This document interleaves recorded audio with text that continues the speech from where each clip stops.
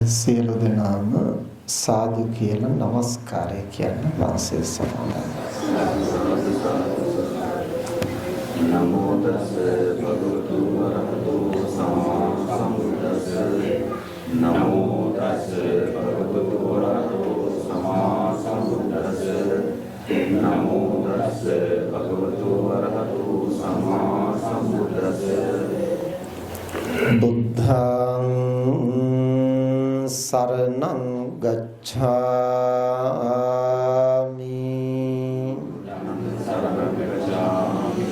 ධම්මං සරණං ගච්ඡාමි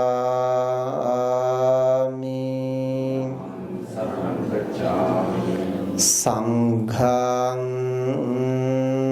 සරණං ගච්ඡාමි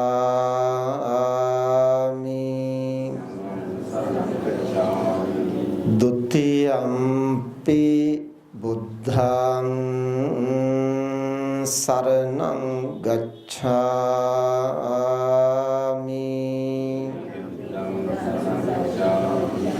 ဒုတိယံ පි ධම්මං සරණං ගච්ඡාමි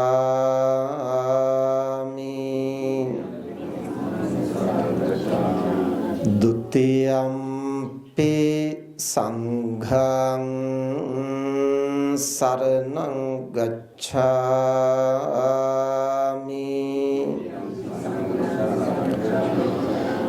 တတိယံ පි බුද්ධං සරණං ගච්ඡාමි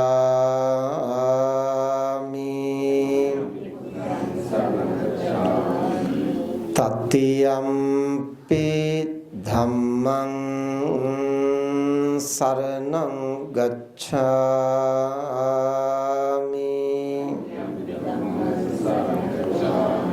တတိယံ පි සංඝං සරණං ගච්ඡාමි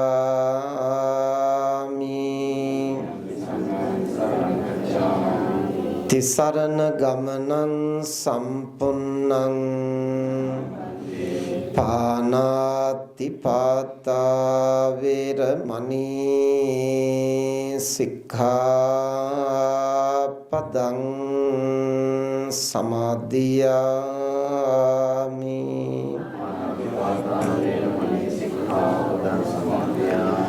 අදින්නා දාන වේරමණී සික්ඛාපදං සමාදියාමි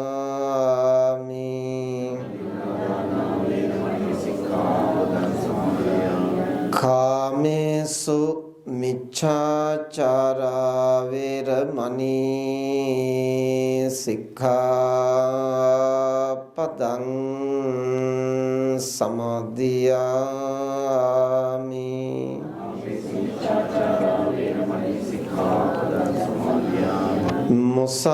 මුසාවාදා වේරමණී සික්ඛාපදං සමාදියාමි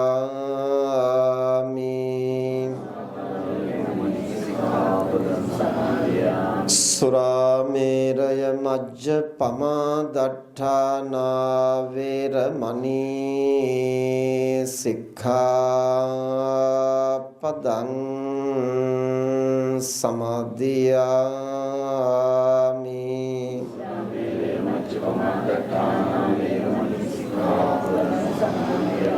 තිසරණේන සද්ධින් පංචශීලං ධම්මං සාධුකං සුරක්ඛිතං කତ୍වා අප්පමාදේන සම්පාදේත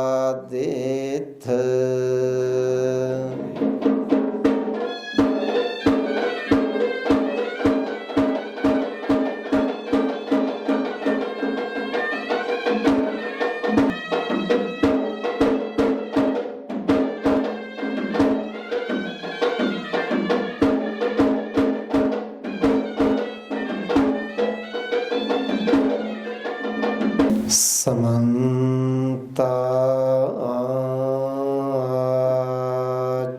චක්කවාලේසෝ අත්‍රා ගච්ඡන්තු දේවතා සද්ධම්මං මුනි රාජස්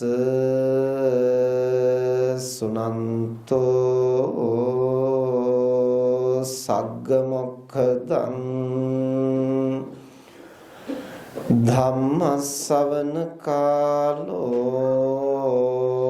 අයං භදන්තා ධම්ම ශ්‍රවණ කාලෝ අයං භදන්තා ධම්ම ශ්‍රවණ කාලෝ අයං භදන්තා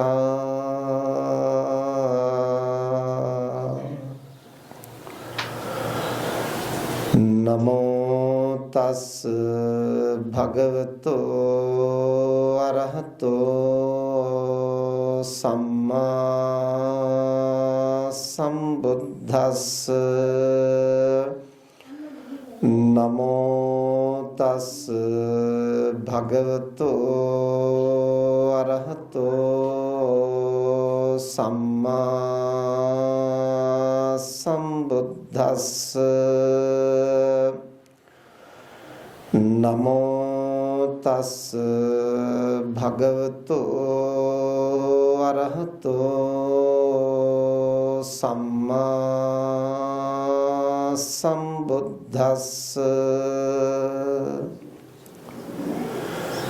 යෝචේ වස්ස සතං ජීවේ අපස්සං ධම්මමුත්තමං ඒකාහං ජීවිතං සෙය්‍යෝ පස්සතෝ ධම්මමුත්තමං තී සද්ධාවන්ත පින්වත්නි හැම දිනම ටික වෙලාවක් ධර්ම ශ්‍රවණය කරන්නට සූදානම් වෙන්නේ අද දවසේ චන්ද්‍රානී සමරතුංග මෞතුමිය මූලික වෙලා මේ නිවසේහි ධනුෂ්ක මහත්මයා සකුන්තලා මහත්මිය ඒ වගේම ඒ දුෂ්මන්ත සමරතුංග පුතණුවන් සහ නදලි දියණිය ඇතුළු මිනිබිරිය ඇතුළු මේ ඥාතීන් හිතවතුන් අසල්වාසීන් හැමදෙනාම ඒක රාශී කරගෙන අද මේ බඳු පින්කමක් සිද්ධ කරන්නේ මීට තෙමසකට ඉහතදී අභාව ප්‍රාප්ත තමන්ගේ ආදරණීය ස්වාමි පුරුෂයාණන්ට දයාබර පියාණන්ට මාමට සීයට ආදි වශයෙන් තම තමන්ගේ ඥාතීත්වයන් කල්පනා කරගෙන සෝමසිරි සමරතුංග මහත්මයා සිහිපත් කරලා එතුමන්ට පුණ්‍යානුමෝදනා කිරීමත් සුජීවත්ව සිටින සියලු දෙනාටම රත්නත්‍රය ආශිර්වාදය නිදුක් නිරෝගී සුවය සහ ධර්මාවබෝධය ප්‍රාර්ථනා කිරීමත් කියන මේ අරමුණු මූලික කොටගෙන ඒ වගේම පරම්පරාවන්හි මිය පරලෝකීය සියලුම ඥාතීන් සිහිපත් කරලා මේ උදාර කුසලය අනුමෝදන් කරන්නට බලාපොරොත්තු වෙනවා. ඒ පියාණන් වහන්සේගේ අභාවයෙන් 7 දවසක් ගත වෙන අවස්ථාවේ ධර්මදේශනා පවත්වලා ධර්ම ශ්‍රවණය කරලා දන් පැන් පූජා කරලා ඒ ආමිස දාන ධර්ම දාන කුසල් එතුමන්ට අනුමෝදන් කරලා තෙමසක් ගත වෙන අවස්ථාවේ අද මේ පින්කම සිද්ධ කරන්නට කටයුතු යොදාගත්තා. බෞද්ධයින් හැටියට අපි ඥාතිවරයෙක් මිය ගියාම මේ බඳු පින්කම් සිද්ධ කරලා අනුමෝදන් කරන්නේ බුදුරජාණන් වහන්සේ දේශනා කළ මේ සසර ගමන පිළිබඳව යථාර්ථයෙන් නුවණින් තේරුම් ගෙන යම් කෙනෙක් මිය පරලොව යන අවස්ථාවේ තමන් විසින් සිදු කරගත් කුසල් දහම් සිහිපත් වුණොත් එය තමයි සුගතියක උපදින්නට ප්‍රධානම සාධකය වෙන්නේ.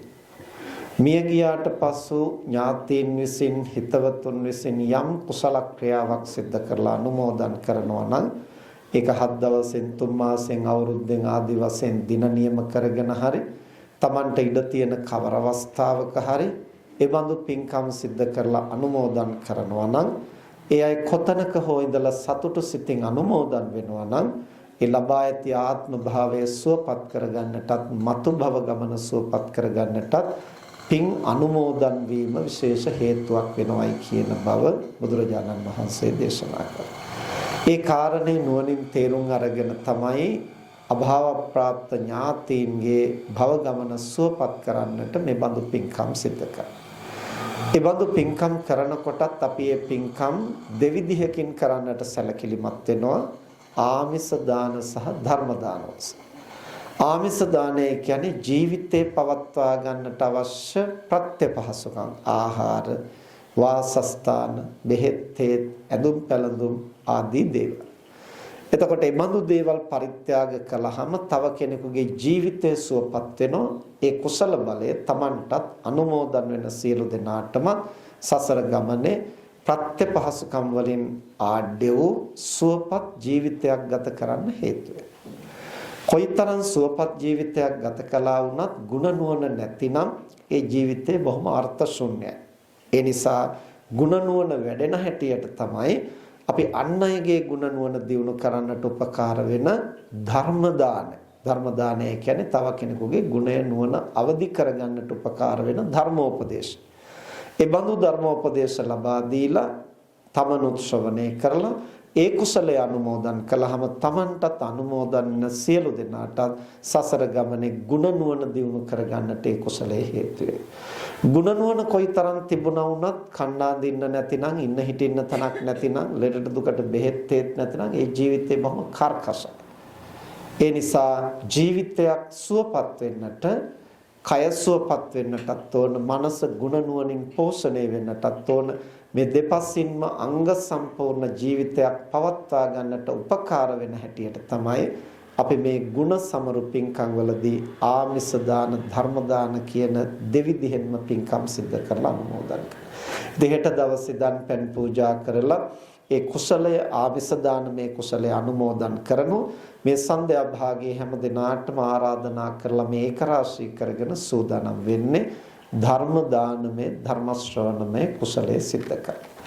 අද දවසේ මේ ධර්ම දේශනාව සඳහා මාතෘකාව හැටියට මේ පින්වතුන් කතා බහ කරලා අපට ආරාධනා කළේ ධර්මයයි ජීවිතයයි ජීවිතයයි ධර්මයයි කියන මේ මාතෘකාව පාදක කොටගෙන අද දේශනාව සහ සාකච්ඡාව සිදු කරමු කියලා.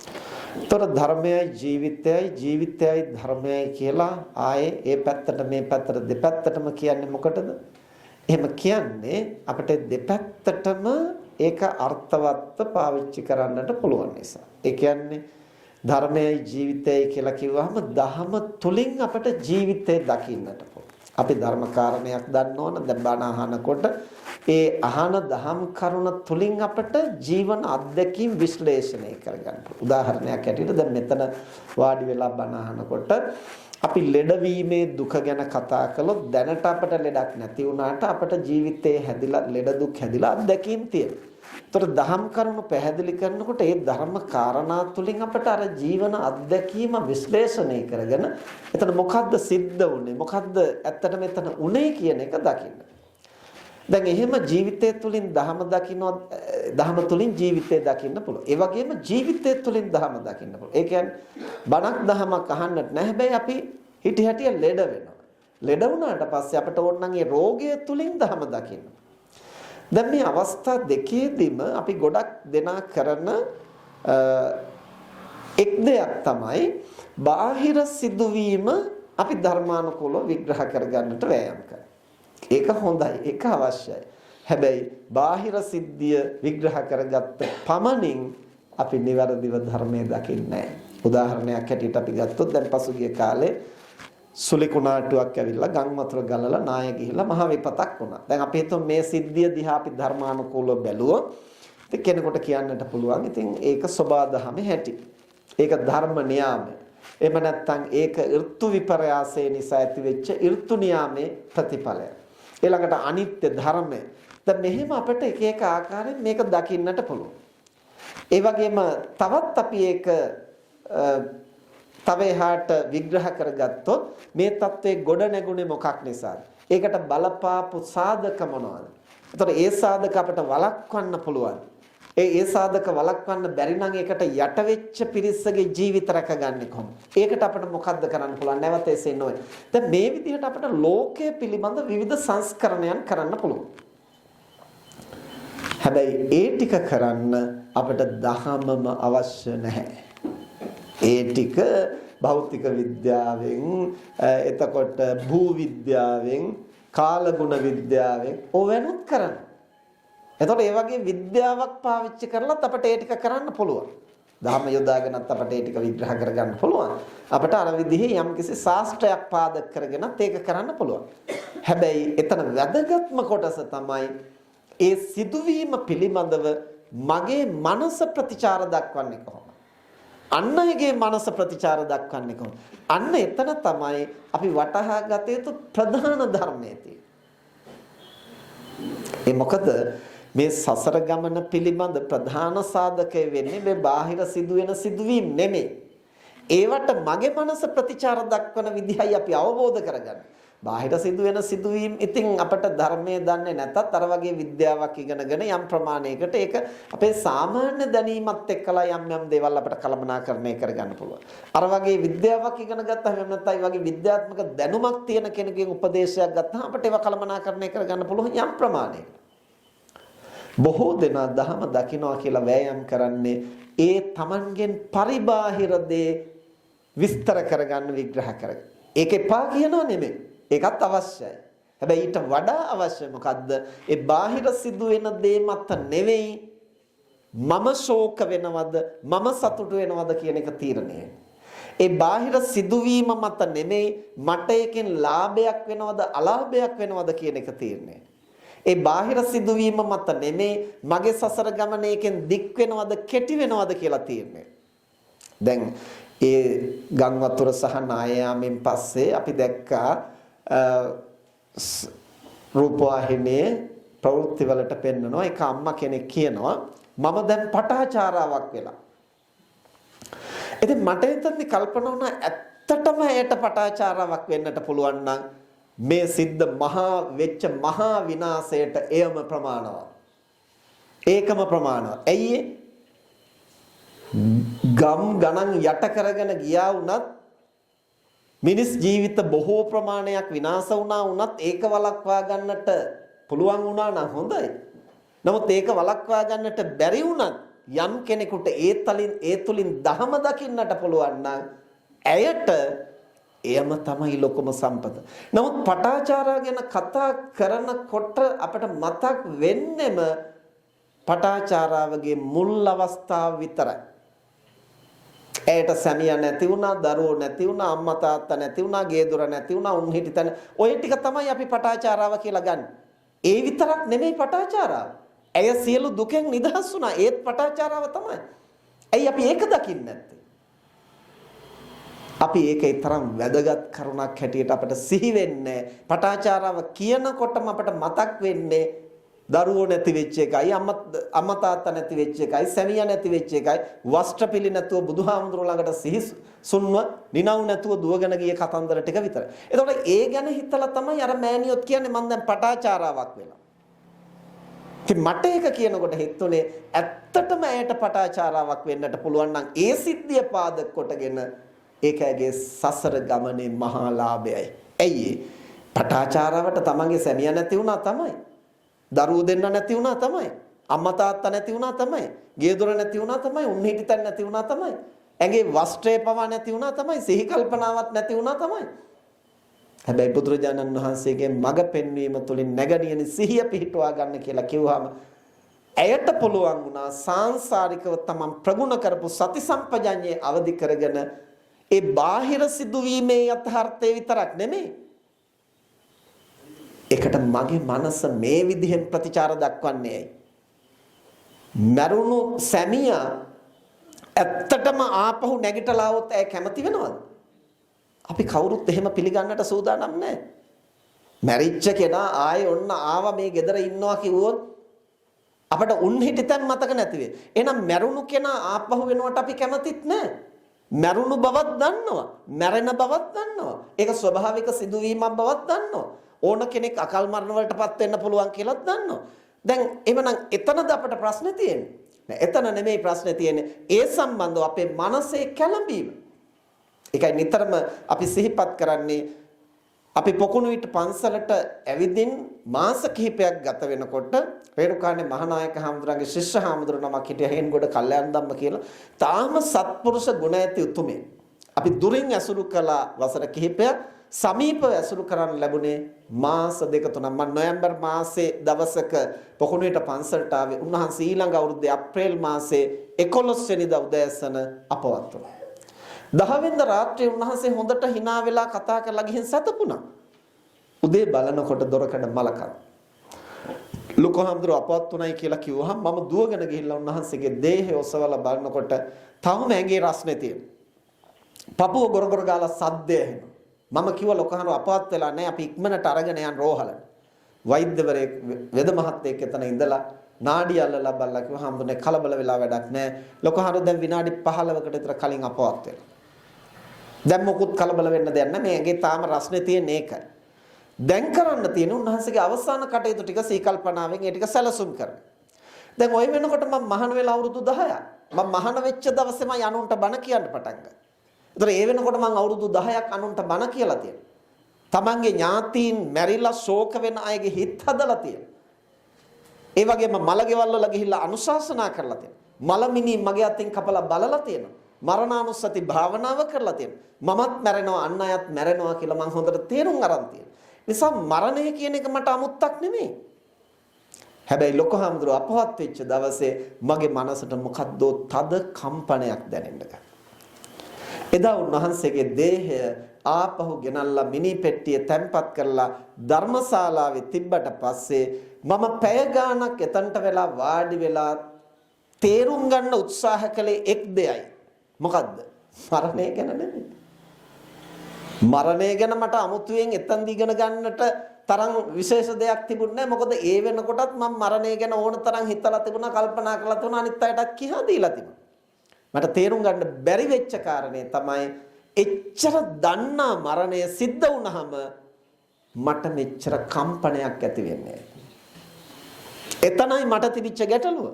දන්නා දේ හැමෝටම වෙන දේ මම අනිත් අයටත් කියා දෙන දේ මේ සරල දේ සිද්ධ වුණාම ඇයි මට ඒක දරා ගන්න බැරි වෙන්නේ? අන්න එතනයි ගැටලුව තියෙන්නේ. එතනයි අපි දහමින් දැකිය යුත්තේ.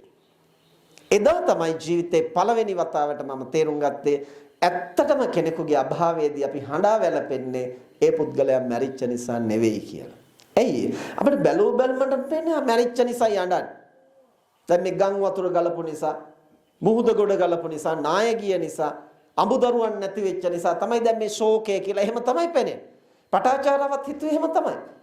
එහෙම හිතන තාක්කල් ශෝකයෙන් මිදෙන්න බෑ. ඇයි මරුණු මිනිස්සයා අද බලනකොටත් මැරිලා, හෙට වෙනකොට ඒත් මැරිලානේ, ලබන සතිය වෙනකොට ඒත් මැරිලානේ, ඊළඟ මාස වෙනකොට, ඊළඟ අවුරුද්ද වෙනකොට මැරිච්ච නිසා දුක ඇති වෙනවා කියලා හිතනවා නම් ඒ පුද්ගලයාට මුළු ජීවිත කාලෙම දුකින් මිදෙන්නට බෑ. ඇයි අපි මැරෙනකම්ම ඒ මරණය නැවත ආපහු ජීවත් වෙනවා කියන තැනට එන්නේ නැහැ. හැබැයි පටාචාරාව මුලදී දුක් වුණා, ශෝක වුණා, ශෝකයෙන් උම්මත්තක වුණා. පසුව බුදුරජාණන් වහන්සේගේ උපදේශයෙන් ඇයට පුළුවන් වුණා සියලු දුකෙන් නිදහස් වෙන්න. ඒ මොකක් නිසා? මැරිච්ච ස්වාමියාට පනාපු නිසාද? මැරිච්ච දරුවන් යලි ප්‍රකෘතිමත් වුණු නිසාද? ගසාගෙන ගිය විනාශ වෙච්ච සුලිසුලඟට ගසාගෙන ගිය සමතලා වුණු ගේ දොර යලු ප්‍රකෘතිමත් වුණු නිසාද? එකක්වත් නිසා නෙමෙයි. ඒක දිහා බලපු විදිහ වෙනස් කරපු නිසා. දැන් සාමාන්‍යයෙන් කෙනෙකුට උපදේශනයක් දෙනකොට සමහරු කියන කතාව තමයි ඉතින් උපදේශන කළයි කියලා ඉතින් වෙච්ච පාඩුව නැති වෙන්නේ නැහනේ. අලාභේ නැති වෙන්නේ නැහනේ. මැරිච්ච අය ගොඩ එන්නේ නැහනේ. දැන් ඉතින් මේ මහා ව්‍යසනය වුණා. ඉතින් අපි උපදේශනයට ලක් කළයි කියලා, උපදේශ දුන්නයි කියලා, කවුන්සලින් කළයි කියලා ඉතින් වෙච්ච දේ ආපහු ගන්න බෑනේ. වෙච්ච දේ අපහු ගන්න බෑ තමයි. හැබැයි ඒක දිහා බලන විදිහ වෙනස් කරන්න පුළුවන්. වෙච්ච දේ තුල නෙමෙයි ප්‍රශ්නේ තියෙන්නේ. බලන විදිහ තුල. ඒ නිසා අපි ගොඩක් දෙනා ජීවිතේ දිහා ලෝකේ දිහා ධර්මානුකූලව බලන්නට උත්සාහ කරනවා. හැබැයි බලන්නේ ප්‍රධාන හේතුව දිහා නෙමෙයි ඒවාෙහි ප්‍රත්‍ය දිහා. බාහිර කාරණා දිහා. ඒව ඕනතරම් ධර්මයෙන් විග්‍රහ කරගන්න. බණ කියන්න ගියාමත් ඒවා පැහැදිලි කරනවා. ඊළඟට විවිධ ශාස්ත්‍රඥයෝත් ඒවා පැහැදිලි කරනවා. ඉතින් ඒවා පැහැදිලි කරන්න ඕන තරම් අයත් ඉන්නවා. ඒ ගැන විචක්ෂණ අයත් ඉන්නවා. ඇත්තටම ඒකද ප්‍රශ්නේ තියෙන්නේ. ඒ නිසා බුදුරජාණන් වහන්සේ දේශනා කරනවා යම් ගැටලුවක් निराකරණය කරන්න ඕන නම් ඇත්තටම ගැටලුව මොකක්ද කියලා හොයාගන්න. එතකොට අපට පෙනෙන්නේ පටාචාරාව හැටියට අර සැමියා නැති වෙච්ච, බිරිඳ දරුවෝ නැති වෙච්ච, ගේ දොර නැති වෙච්ච, ඇඟේ වස්ත්‍රය නැති වෙච්ච, උම්මත්තක වෙච්ච ඒ සිද්ධිය පමණ නම් අපි ඒ දැකලා තියෙන්නේ බාහිර ටික විතරයි.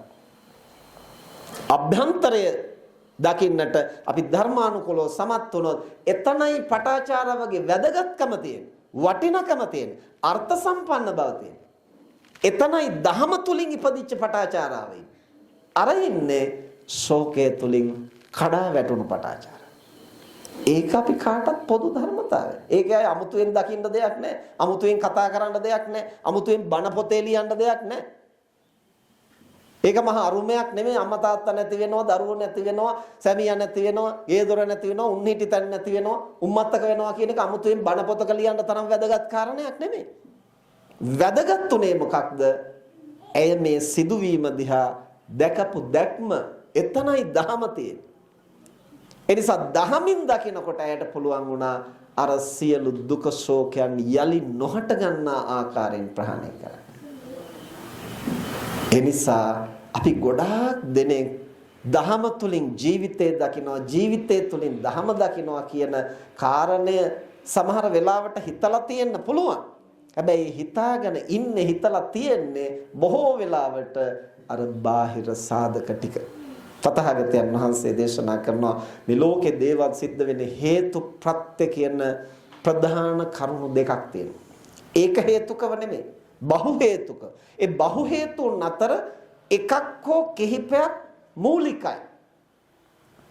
අනිත් ඒවා ඒකට සහායක සාධක. ඒ සහාය වෙන ඒවත් හේතු තමයි. හැබැයි ඒවට අපි කියන්නේ ප්‍රත්‍ය කියලා. දැන් සූවිසි ප්‍රත්‍ය ගැන කතා කරනකොට ඔක්කොම ප්‍රත්‍ය කියලා කතා කරනවා. ඒ ප්‍රත්‍යවල හේතු ප්‍රත්‍ය කියලා එකක් තියෙනවා. ඒක තමයි මූල සාධකය. අනිත් ඒවා අවශේෂ සාධක. එතකොට අපි අවශේෂ සාධක කොච්චර වෙනස් කරන්න උත්සාහ කළත් ගැටලු निराකරණය වෙන්නේ නැහැ. ඒවා මූලය හරියට දැනගෙන වෙනස් කරන තෙක්. බුදුරජාණන් වහන්සේ ඒ පිළිබඳව දේශනා කරන තම වටිනා උපමාව තමයි යතහපි මූලේ අනුපද්දවේ දල්හේ චින්නෝ පිරුක්ඛෝ පුනරේවරෝති.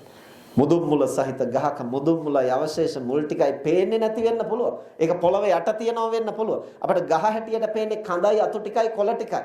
අපි ගහ ඉවත් කරන්නට ඕන කියලා කඳෙන් හරි අතු වලින් හරි කපලා දැම්මම ප්‍රශ්නේ ඉවරයි වගේ තමයි පේන්නේ. හැබැයි මූලය තියෙන තාක්කල් දෙතුන් ගුණයෙන් යලි ලියලනවා. ඇයි ඒ ප්‍රධාන හේතුව නිරුපද්‍රිතව තියෙනවා. ඒ නිසා ගම් වතුර ගලපු එකට අපිට පිළියම් යොදන්න පුළුවන්. ඒ ගම් වතුරට පිළියම් යොදන්න බැරි නම් ගම් වතුරට අහු වෙන එකට පිළියම් යොදන්න පුළුවන්. ආයේ පහත් බිම් වල ගෙවල් හදන්න එපා. ඒවට අනුමැතිය දෙන්නේ නැහැ. ඒවට ලයිට් දෙන්නේ නැහැ. ඒවට වතුර දෙන්නේ නැහැ. ඒවට තහනම් නියෝගයක් පනවන්න පුළුවන්. කඳු මුදුනේ ගෙවල් හදන්න එපා. නායන තැන්වල ගෙවල් හදන්න එපා. එහෙම කළොත් ඒ අයට නඩු දානවා. දැන් මෙහෙම අපිට නීති හදලා මේකෙන් එන ප්‍රශ්නේ අපිට සබාධම වෙනස් කරන්න බැරි නම් අපිට ඒකෙන් එන හානිය වළක්වා ගන්නට ක්‍රියා කරන්නත් පුළුවන්. දැන් එහෙම වුණයි කියලා අපි නිවැරදිව ධර්ම දැක්කා වෙනවද? වෙනතුනේ යම් ප්‍රමාණයකට එතන ධර්මයේ දැකීමක් තියෙනවා. ඒ මොකක්ද? හේතුඵල වශයෙන් ප්‍රකට වෙන ධර්මතාවය බීජ නියම් වශයෙන් ක්‍රියාත්මක වෙනවා, ඍතු නියම් වශයෙන් ක්‍රියාත්මක වෙනවා, කර්ම නියම, චිත්ත නියම, ධම්ම නියම් වශයෙන් ක්‍රියාත්මක. හැබැයි වැදගත් වෙන්නේ අපිට ඒන් එකක් දැක්කයි කියලා අපි ධර්මය දැක්ක වෙන්නේ නැහැ. එකකට සීමා වුණොත් ඒ තනත්තා ඒන්ම මිත්‍යා දෘෂ්ටික වෙන්නට පුළුවන්. කම්ම නියාම, චිත්ත නියාම, බීජ නියාම, ඍතු නියාම, ධම්ම නියාම කියන මේ නියාම ධර්ම පහක් තියෙනවානේ. මේ පහෙන් යම්කිසි කෙනෙක් එක් නියාමයකට පමණක් සීමා වෙනවා, අනිත් කිසිවක් නොසලකා. දැන් මොකද වෙන්නේ? එතනත්තා ධර්මයේ දකින්න කෙනෙක්. එතනත්තා තනිකර මිත්‍යා දෘෂ්ටික අගතිගාමී පුද්ගලයෙක් වෙනවා. ඇයි අපේ ජීවිතේට කර්මය බලපානකොට යම් කෙනෙක් හිතනවා නම් ඔය හැම දෙයක්ම වෙන්නේ කර්මය මත. ඒවා ලබා උපන් හැටි. අපිට ඒවා වෙනස් කරන්න බෑ. මොනවා කළත් හරියන්නේ නැහැ. ඉතින් ඒකට નિયમિત කර්මයක් ගෙනත් තියෙනවනේ. ගම් වතුරට අහු වෙලා මැරෙන්න තියෙනවනම්, නාය ගිහින් යට වෙලා මැරෙන්න තියෙනවනම්, සුලි කුණාටුවට අහු වෙන්න තියෙනවනම් අපිට ඒවා වළක්වන්න බෑ. ඉතින් කවදා හිටියක් කොහොමද මැරෙනවා? ඒ ගෙන ආපු කර්මය තමයි. එහෙම තමයි. එහෙම හිතනවා නම් එතනත්තා සැබෑ බෞද්ධ දර්ශනය අනුව ලෝකයේ දකින්න කෙනෙක් නෙවෙයි. දහම තුලින් ලෝකයේ දකින්න කෙනෙක් නෙවෙයි. ඒකට කියන්නේ මොකද්ද? පුබ්බේ කත හේතුවාද. පුබ්බේ කත හේතුවාද කියන්නේ සියල්ල සිද්ධ වෙන්නේ පෙර කරන ලද හේතු වලට අනුව. ඒවා ලියවිලා තියෙන, ඒවා සටහන් වෙලා තියෙන. අපිට ඒවා වෙනස් කරන්න බෑ. එහෙම හිතනවා නම් ඒතනත්තා සැබෑ බෞද්ධ දර්ශනය තුලින් ලෝකය දකින්න කෙනෙක් නෙමෙයි. චිත්ත නියාමයේ ගත්තාම අපි හිතන විදිහ මත දේවල් සිද්ධ වෙන්නේ ඒක හරියි. ඒතර යම් කිසි කෙනෙක් හිතනවා නම් අපි හිතන නිසානේ ඔක්කොම තියෙන්නේ, නොහිත හිටපුවාම ඉවරනේ. ඔක්කොම මේ මානසිකයිනේ. මේ ලෝකෙ වෙන මොකක්වත් නැහැනේ. ඉර කියලා බැලුවොත් විතරයි ඉර. නැත්තම් නැහැ. හඳ කියලා දැක්කොත් විතරයි හඳ. නැත්තම් නැහැ. මේ ඔක්කොම නිකන් මනෝමය වශයෙන් අපි හිතාගත්තා නිකන් රැවටිලා ඉන්නේ. මේක හීනයක් වගේ. මොකක්වත් ලෝකේ නැහැ. ඔක්කොම ශුන්‍යයි. අපි මේ මනසින් මවාගත්තු විකාර, අපි මනෝ මුලාවක ජීවත් වෙන්නේ. ඒතර ඔක්කොම සිත පමණයි කියලා කියනවා නම් එතනත්තා විඥානවාදියෙක් විනා බෞද්ධ දර්ශනය අනුව ලෝකේ දකින්න කෙනෙක් නෙවෙයි. ඇයි ලෝකේ තියෙන හිත විතරක් නම්, හිතුවොත් විතර නම් ඔක්කොම තියෙන්නේ. එහෙනම් උත්පත්තියෙන් අන්ධ කෙනෙකුට අපිට කියන්න පුළුවන් මෙතන බිත්තියක් තියෙනවා කියලා කියන්නේ නැතුව ඔන්න ඔතනින් යන්න කියන්න පුළුවන්. දැන් ඒ තැනත්තා දන්නේ නැහැ නේ මෙතන බිත්තියක් තියෙනවද කියලා. ඔක්කොම හිතන නිසා නම්, හිතුවේ නැත්තම් මොකුත් නැත්නම් සියල්ල මවාගත්තු මායාවක් නම් ඒ පුද්ගලයාට බිත්තිය හැප්පෙන්නේ නැතුව එහා පැත්තට යන්න පුළුවන් වෙන්න ඕන. හැප්පෙන්නේ මොකක් නිසා? එහෙනම් හිත විතර නෙවෙයි තව මොනවා හරි එකක් තියෙනවා. ඒ නිසා යම් කෙනෙක් කියනවා අපි හිතන නිසා ඔක්කොම වෙන්නේ. හිතුවේ නැත්තම් මොකුත් නැහැ. වෙන මොකක්වත් මේ ලෝකේ නැහැ. නිකන් අපි හිතා ගන්න මායාවක් විතර. එහෙම කියනවා නම් ඒක සැබෑ බෞද්ධ දර්ශනය නෙමෙයි. එතන තියෙන අගතිගාමී විඥානවාදී චින්තනය. යම් කෙනෙක් කල්පනා කරනවා නම් ඍතු නියාම, බීජ නියාම වශයෙන්, බීජ නියාම වශයෙන් ගත්තන් පස්සේ කොස් සැටයකින් කොස් පැලය, පොල් ගෙඩියකින් පොල් පැලය, මනුස්ස ජාන වලින් මනුස්ස දරුවෝ, තිරිසන් ජාන වලින් තිරිසන් සත්. එතකොට මේ විදිහට ප්‍රවේණි ගුණ අනුව යම් යම් ඊළඟ પરම්පරාවක් නිර්මාණය වෙන ආකාරය. එතකොට දැන් මේක තේරුම් ගත්තාම ඊළඟට ඍතු නියාම කියන්නේ උණුසුම, සීතල කියන්නේ උණුසුමේ අඩු බවනේ. සීතෝෂ්ණ උස් පහත් වීම මත ලෝකෙ සිද්ධ වෙන විවිධ විපර්යාසයන්, ලෙඩ රෝග හැදෙන්න පුළුවන්, කායික විවිධ වෙනස්කම් වෙන්න පුළුවන්. ඒවා මනසටත් බලපාන්න පුළුවන්. මේ ඍතු නියාම වශයෙන්, බීජ නියාම වශයෙන් සිද්ධ වෙන වෙනස්කම් භෞතික විද්‍යාත්මකව තේරුම් අරගෙන යම් විද්‍යාවකින්, ශාස්ත්‍රයකින්, උපකරණයකින් හඳුනාගෙන ඒ පිළිබඳව විශාරදත්වයට යනකොට කෙනෙක් හිතන්න පුළුවන් මේ ලෝකේ ඔක්කොම නිකන් මේ තියෙන්නේ ඔක්කොම මේ කිමිකල් වලින් තමයි ඔක්කොම සිද්ධ වෙන්නේ. 아무තෙන් ආයි හිතක් කියලා එකක් නැහැ. අපි හිතන්නේ හිතනේ ඕනනම් කිමිකල් වෙනස් කළාම වෙනස් කරන්න පුළුවන් හිතන හැටි. එහෙනම් හිත කියන එක තියෙන්නේ මේ කිමිකල් මත, රසායනික ද්‍රව්‍ය මත. ඒ ඔක්කොම මේ රසායනික පරිවර්තන වල ප්‍රතික්‍රියාවන්, වෙන මොකක්වත් මේ ලෝකේ ඇත්තේ නැහැ. එහෙම කියනවා නම් ඒතනත්තා භෞතික විද්‍යාව දන්නවා වෙන්නට පුළුවන්. හැබැයි ඒතනත්තා බෞද්ධ දර්ශනය අනුව ලෝකේ දකින කෙනෙක් නෙමෙයි. ඒතනත්තා භෞතිකවාදී. එතකොට යම් කෙනෙක් ධම්ම නියාමය දැකලා, ධම්ම නියාමය කියලා කියන්නේ ලෝකේ අපට වෙනස් කරන්න බැරි ධර්මතා තියෙනවා. ගුණවත් උතුමන්ගේ පහළවීමෙන් ලෝකයේ තුල සිද්ධ වෙන යම් යම් වෙනස්කම්. එතකොට ඊළඟට අනිත්‍ය, දුක්ඛ, අනාත්ම ආදී මේ ධර්මතාවය. එතකොට මේව දිහා බලලා යම් කෙනෙක් කල්පනා කරනවා නම් මේ අපට වෙනස් කරන්න බෑ ලෝක ධර්මතාවයන්. ඒවා ඉතින් කොහොමත් අනිවාර්යෙන් එහෙමම තමයි සිද්ධ වෙන්නේ. එතකොට ඒතනත්තා නියතිවාදී කියන අන්තයට වැටෙනවා. බුදුදහම කියන්නේ විඥානවාදයකුත් නෙමෙයි, පුබ්බේකත හේතුවාදයකුත් නෙමෙයි, භෞතිකවාදයකුත් නෙමෙයි, නියතිවාදයකුත් නෙමෙයි. බුදුදහම කියන්නේ බුදුදහම. ඒ තුල අර සමස්තය දකින්නට අපි දක්ෂ වෙන්නට ඕන. එතකොට අපි සුනාමිය ආවේ මොකක් නිසාද? එතකොට ගම් වතුර ගැලුවේ මොකක් නිසාද? නායකීය මොකක් නිසාද? මිනිස්සු මැරුණේ මොකක් නිසාද? ඒ ටික අපි හොයනවා. ඒක අවශ්‍යයි. ඒක අර ඍතු නියාම කොටසට තමයි ප්‍රධාන වශයෙන්. එතකොට එතනදී පුද්ගලයාගේ මනසට මොකද වුනේ? පුද්ගලයාට ප්‍රතික්‍රියා දැක්වේ කොහොමද? එතකොට ඇයි මේ පුද්ගලයා මානසික ආතතියටපත් උනේ? තව කෙනෙක් ඒ සිද්ධියෙම මානසික ආතතියටපත් නොවුනේ කොහොමද? අපි හිතමු එකම සුනාමියට අහුවෙච්ච පුද්ගලයෝ දෙදෙනෙක් ගත්තාම අපට වර්ග දෙකක පුද්ගලයෝ හමු වෙලා තියෙනවා. මුහුද ගොඩ ගලලා Tamanගේ අඹු දරු ගේ දොර ඉඩකඩම් සියල්ල ගසාගෙන ගියා. ඒකම අත්දැකීම ලැබපු දෙදෙනෙක් දෙවිධයකට ප්‍රතික්‍රියා දක්වනවා. එක්කෙනෙක් කල්පනා කරනවා ධම්මෝ හවේ රක්කති ධම්මචාරින් කිව්වට කොයිතින් දහමින් රැකුණා. අපි උපතේ ඉඳන් බෞද්ධ, අපි හැමදාම ගියේ පන්සලට, අපි හැමදාම කළේ දන් දෙන එක, අපි හැමදාම පන්සිල් රැක්කා, අපි හැමදාම බුදුන් වැන්දා. කොයිතින් ධර්මයෙන් අපි රැකුණා. දැන් පහුගිය දවස්වලත් අර සමාජ මාධ්‍යවල තිබුණේ කෝ සිද්ධාර්ථ දැක්කේ නැද්ද මේවා? එතකොට කෙනෙක් ඒ විදිහෙන් දකින. දැකලා සම්පූර්ණයෙන් දහමින් ඈත් වෙනවා.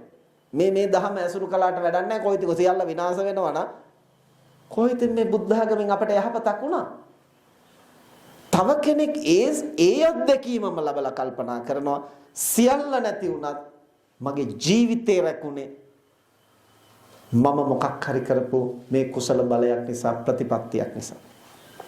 අනිත් අයගේ කර්ම වේගය, අනිත් අයගේ ස්වභාවය, සබාධම මට 100% නවත්තන්න බැරි වුණාට මට මේ අත්දැකීම ලැබලා ජීවිතේ යථාර්ථය දකින්නට මම ජීවත්ව ඉන්නේ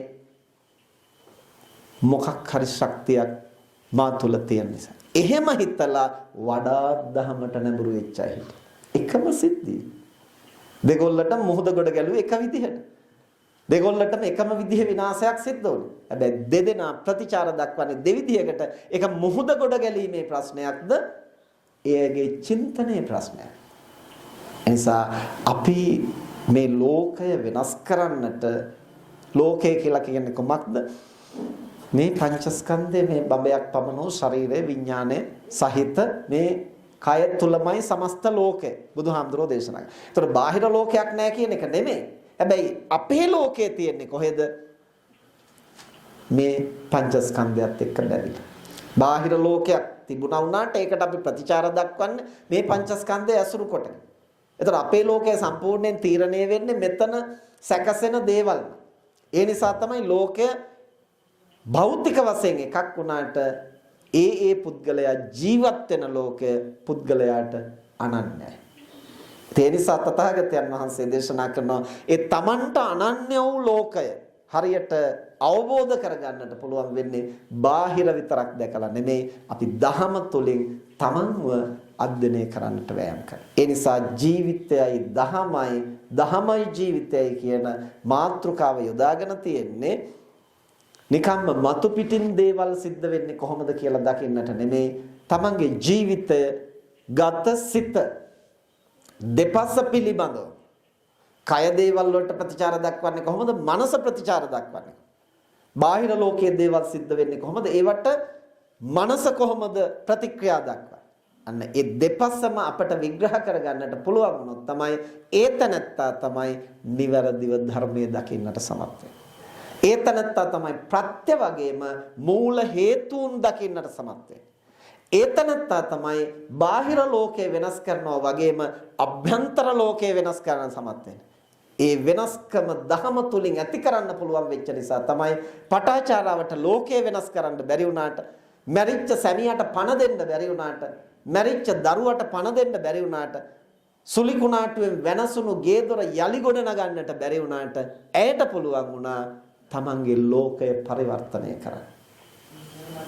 එතෙක් කාලයක් දුකින් දුම්නසින් කඩා වැටුණු ලෝකය සියලු දුක් පීඩා සමනය කළ දුකින් මිදුණු ලෝකෝත්තර තත්ත්වයට පමුණවන්නට පුළුවන් මේ කුමක් නිසාද? දහම තුලින් ජීවිතය දිහා බලපු නිසා. ජීවන අත්දැකීම් තුලින් දහම විග්‍රහ කරගන්නට වෑයම් කරපු නිසා. ඒ නිසා අපි උත්සාහ කරන්නට ඕනේ අපට යම් අවස්ථාවක දහම ඇහෙනවා නම් ඒ දහම නිකම්ම දහම් කරුණු හැටියට අහගෙන ඉඳලා විතරක් ප්‍රමාණවත් නැහැ. අපිට දහම් කරුණු හැටියට අහලා මතක තියාගන්න ඕන. හැබැයි එහෙම අහලා විතරක් අපිට ඒ දහම දකින්නට බෑ. අපි මාතෘකා කළ ගාථාවෙන් බුදුරජාණන් වහන්සේ දේශනා කරන්නේ යෝචේ වස්ස සතං ජීවේ අපස්සන් ධම්මමුත්තම. අවුරුදු 100ක් ජීවත් වුණත් වැඩක් නැහැ මේ දහම දකින්න නැතුව. ඒකාහං ජීවිතං සෙය්‍යෝ පස්සතෝ ධම්මමුත්තම. එක දවසක් ජීවත් වුණත් කමක් නැහැ මේ දහම දකින්නට සමත් වෙනවා. එතකොට මේ දහම දකින්නේ කවද්ද කොතනදද? ඒක අපට 100% විනිශ්චය කරන්න පහසු නැහැ. සම්මා සම්බුදුවරුන්ට පුළුවන්. ඇයි සම්මා සම්බුදුවරු අර කියන ලද සමස්ත හේතු සාධක දකින්න. ඒක හේතුකෝ නෙමෙයිනේ දේවල් සිද්ධ වෙන්නේ. අපිට ධර්මය අවබෝධ වෙනවා කියන එක දැන් අද සමහරු ස්වාමීන් වහන්සේලා පවා කියන උත්සාහ කළොත් පුළුවන්. උත්සාහය කියන්නේ වීරය කියන්නේ එක් ධර්මයක් පමණ. ඉතින් එක් ධර්මයක් මතු කරලා මේක කරන්න පුළුවන් නම් සාරාංශක කල්පලක්ෂයක් පාරමිතා පුරන්න ඕනේ නැහැ. ඊළඟට තව කෙනෙක් කියනවා ධනාත්මකව හිතුවොත් කරන්න බැරි දෙයක් නෑ. ධනාත්මකව හිතන්න ඕන. ධනාත්මක චින්තනය කියන එක එක්තරා සාධකයක්. වීරය කියන එක එක්තරා සාධකයක්. හැබැයි ඒ සාධකත් නඩත්තු වෙන තව සාධක තියෙනවා. ඒ සමස්තය හරියට හඳුනාගත්තොත් විතරයි යමක් සක්‍රිය කරන්නට පුළුවන් කොහොමද කියලා අපිට හඳුනා ගන්න පුළුවන්. බොහෝ ශාස්ත්‍ර වරදින්නේ ජ්‍යොතිර්විද්‍යාඥයෙක් යමක් ප්‍රකාශ කළාම ඒක වැරදි කියලා පස්සේ බැනුම් අහනවා නින්දා විඳිනවා. කාලගුණ විද්‍යාඥයෝ යමක් කිව්වන් පස්සේ ඒක හරි ගියේ නෑ ඒක වැරදුනා කියලා පස්සේ බැනුම් අහනවා. භූ විද්‍යාඥයෝ යමක් කිව්වහම ඒක හරි ගියේ නෑ කියලා පස්සේ බැනුම් අහනවා. ජීව විද්‍යාඥයෝ රසායන විද්‍යාඥයෝ මේ විවිධ අය යම් යම් දේවල් ප්‍රකාශ කළන් පස්සේ ඒවා හරි ගියේ නැතුවම පස්සේ නින්දා විඳිනවා බැනුම් අහනවා. ඇයි ඒගොල්ලෝ එක විද්‍යාවකින් එක පැත්තක් බලලා දේවල් අර්ථකථනය කරන්න යනවා. ඒවා ඒක හේතුකව නෙමෙයි සිද්ධ වෙන්නේ බහු හේතුකව. එතකොට අර භෞතිකව ඍතු නියාම සමහරට බලනවා ඒගොල්ලෝ. බීජ නියාමයේ බලනවා ඒගොල්ලෝ. නමුත් චිත්ත නියාම, කර්ම නියාම, ධර්ම නියාම පැහැදිලි කරගන්න නැත්නම් ඒගොල්ලෝ කියන කාරණේ වෙනස් වෙන්න තව බොහෝ සාධක බලපාන. බලපාපු තැන ඒක වෙනස් වෙනවා. ඒක ඒගොල්ලන්ට දොස් කියලා වැඩක් නැහැ. නමුත් ඒගොල්ලන්ගෙත් එක්තරා දෝෂයක් තමයි. ඇයි ඒ සමස්තය නොදක නිශ්චිත ප්‍රකාශන කරන්නට යා. සමස්තය නොදැන නිශ්චිත ප්‍රකාශනයක් කරනවා නම් කරන්න පුළුවන් වෙන්නේ සමස්තය දක්නා කෙනෙකුට පමණයි. මේ ඊයේ පෙරේදා අපි සෙනසුරාදා ධර්ම සාකච්ඡාවේදී තරුණ මහත්මයෙක් ඇහුවා බුදුරජාණන් වහන්සේ පිරිනවන් මංචකයේදී දේශනා කරනවානේ පිරිනවන් පාරණ ආසන්න වෙනකොට අර සුබද්ද කියලා තරුණයෙක් එනවනේ මහානකම ඉල්ලගෙන. එතනදී බුදුහාමුදුරෝ දේශනා කරනවා සුබද්ද මේ තථාගත ශාසනයේ විතරයි පළමු ශ්‍රමණයක් තින්නේ, දෙවෙනි ශ්‍රමණයක්, තෙවෙනි ශ්‍රමණයක්, සිව්වෙනි ශ්‍රමණයක් තින්නේ. මින් පිට කොහෙත්ම නැහැ. කවුද පළවෙනි ශ්‍රමණයා, දෙවෙනි ශ්‍රමණයා කියේ? සෝවාන්, සකෘදාගාමි, අනාගාමි, අරහත්. මේ හතර දෙනා ඉන්නේ මේ තථාගත ශාසනයේ පමණයි. අන් කිසිදු ශාසනයක මේ හතර දෙනා ලැබෙන්නේ අන් සියල්ල ආර්ය භාවයෙන් හිස්. මේ තථාගත ශාසනයේ පමණයි මේ ආර්ය වූ ශ්‍රමණයන් හමුවේ. දැන් මේ ප්‍රකාශනය මතු කරලා ඒ තරුණ මහත්මයා මගෙන් අහනවා හාමුදුරනේ දැන් කාලාමයින්ගේ නියම් ගමට ආපු අයත් ඔහොමම නේද කිව්වේ මේ මං කියන එකමයි හරි අනිත් ඒවා වැරදි ඒවා නිකන් හිස් ඉදමේව සත්‍යම් මොගමඤ්ඤ මේ මං කියන එකමයි හරි අනිත් ඒවා හිස් ඒවා වැරදි ඒවා ගත යුත්තක් නැහැ. කාලාම නියම් ගමට ආපු හැම ශාස්ත්‍රවරයෙක්ම කිව්වේ මේ මං කියන එක තමයි හරි අනිත් ඒවා වැරදි. ඊළඟට එන එක්කෙනා කියන්නේ මෙතෙක් කියපුවත් අනාගතේ කියන ඒවාත් ඔක්කොම වැරදි මගේ එක විතරයි හරි. එතකොට අර තරුණ මහත්මයා මගෙන් ඇහුවා දැන් ඒ වගේම කතාවක් නේද බුදුහාම මෙතන කියන්නේ මේ මගේ සාසනය විතරයි ශ්‍රමණයෝ හතර දෙනාම ඉන්නේ අනිත් ඒවා එකකවත් නැහැ ඒවා හිස් කිව්වහම එතකොට අර වගේම ප්‍රකාශනයක් නේද? මං කිව්වා බැලූ බැල්මට දෙකම එක වගේ. හැබැයි ප්‍රකාශ කළේ කවුරුන්ද? මොන පදනමක් මතද? ඒකයි වැදගත්. ප්‍රකාශන දෙකම එක වගේ සැසඳෙන්නත් පුළුවන්. නමුත් කාලාම ගමට ඇවිල්ලා ප්‍රකාශ කළේ අසර්වඥ සියල්ල දැකලා නෙමෙයි. තමන්ගේ එක විතරක් බලලා මේක තමයි. දැන් අර සමහර තැන්වල පිළිම හදලා කියන්නේ ආසියාවේම ලොකුම එක. ආසියාවේ හැමතැනම ඇවිදලා තියෙනවද? ඒකද ලොකුම පිළිමය කියලා ලෝකේ ලොකුම එක.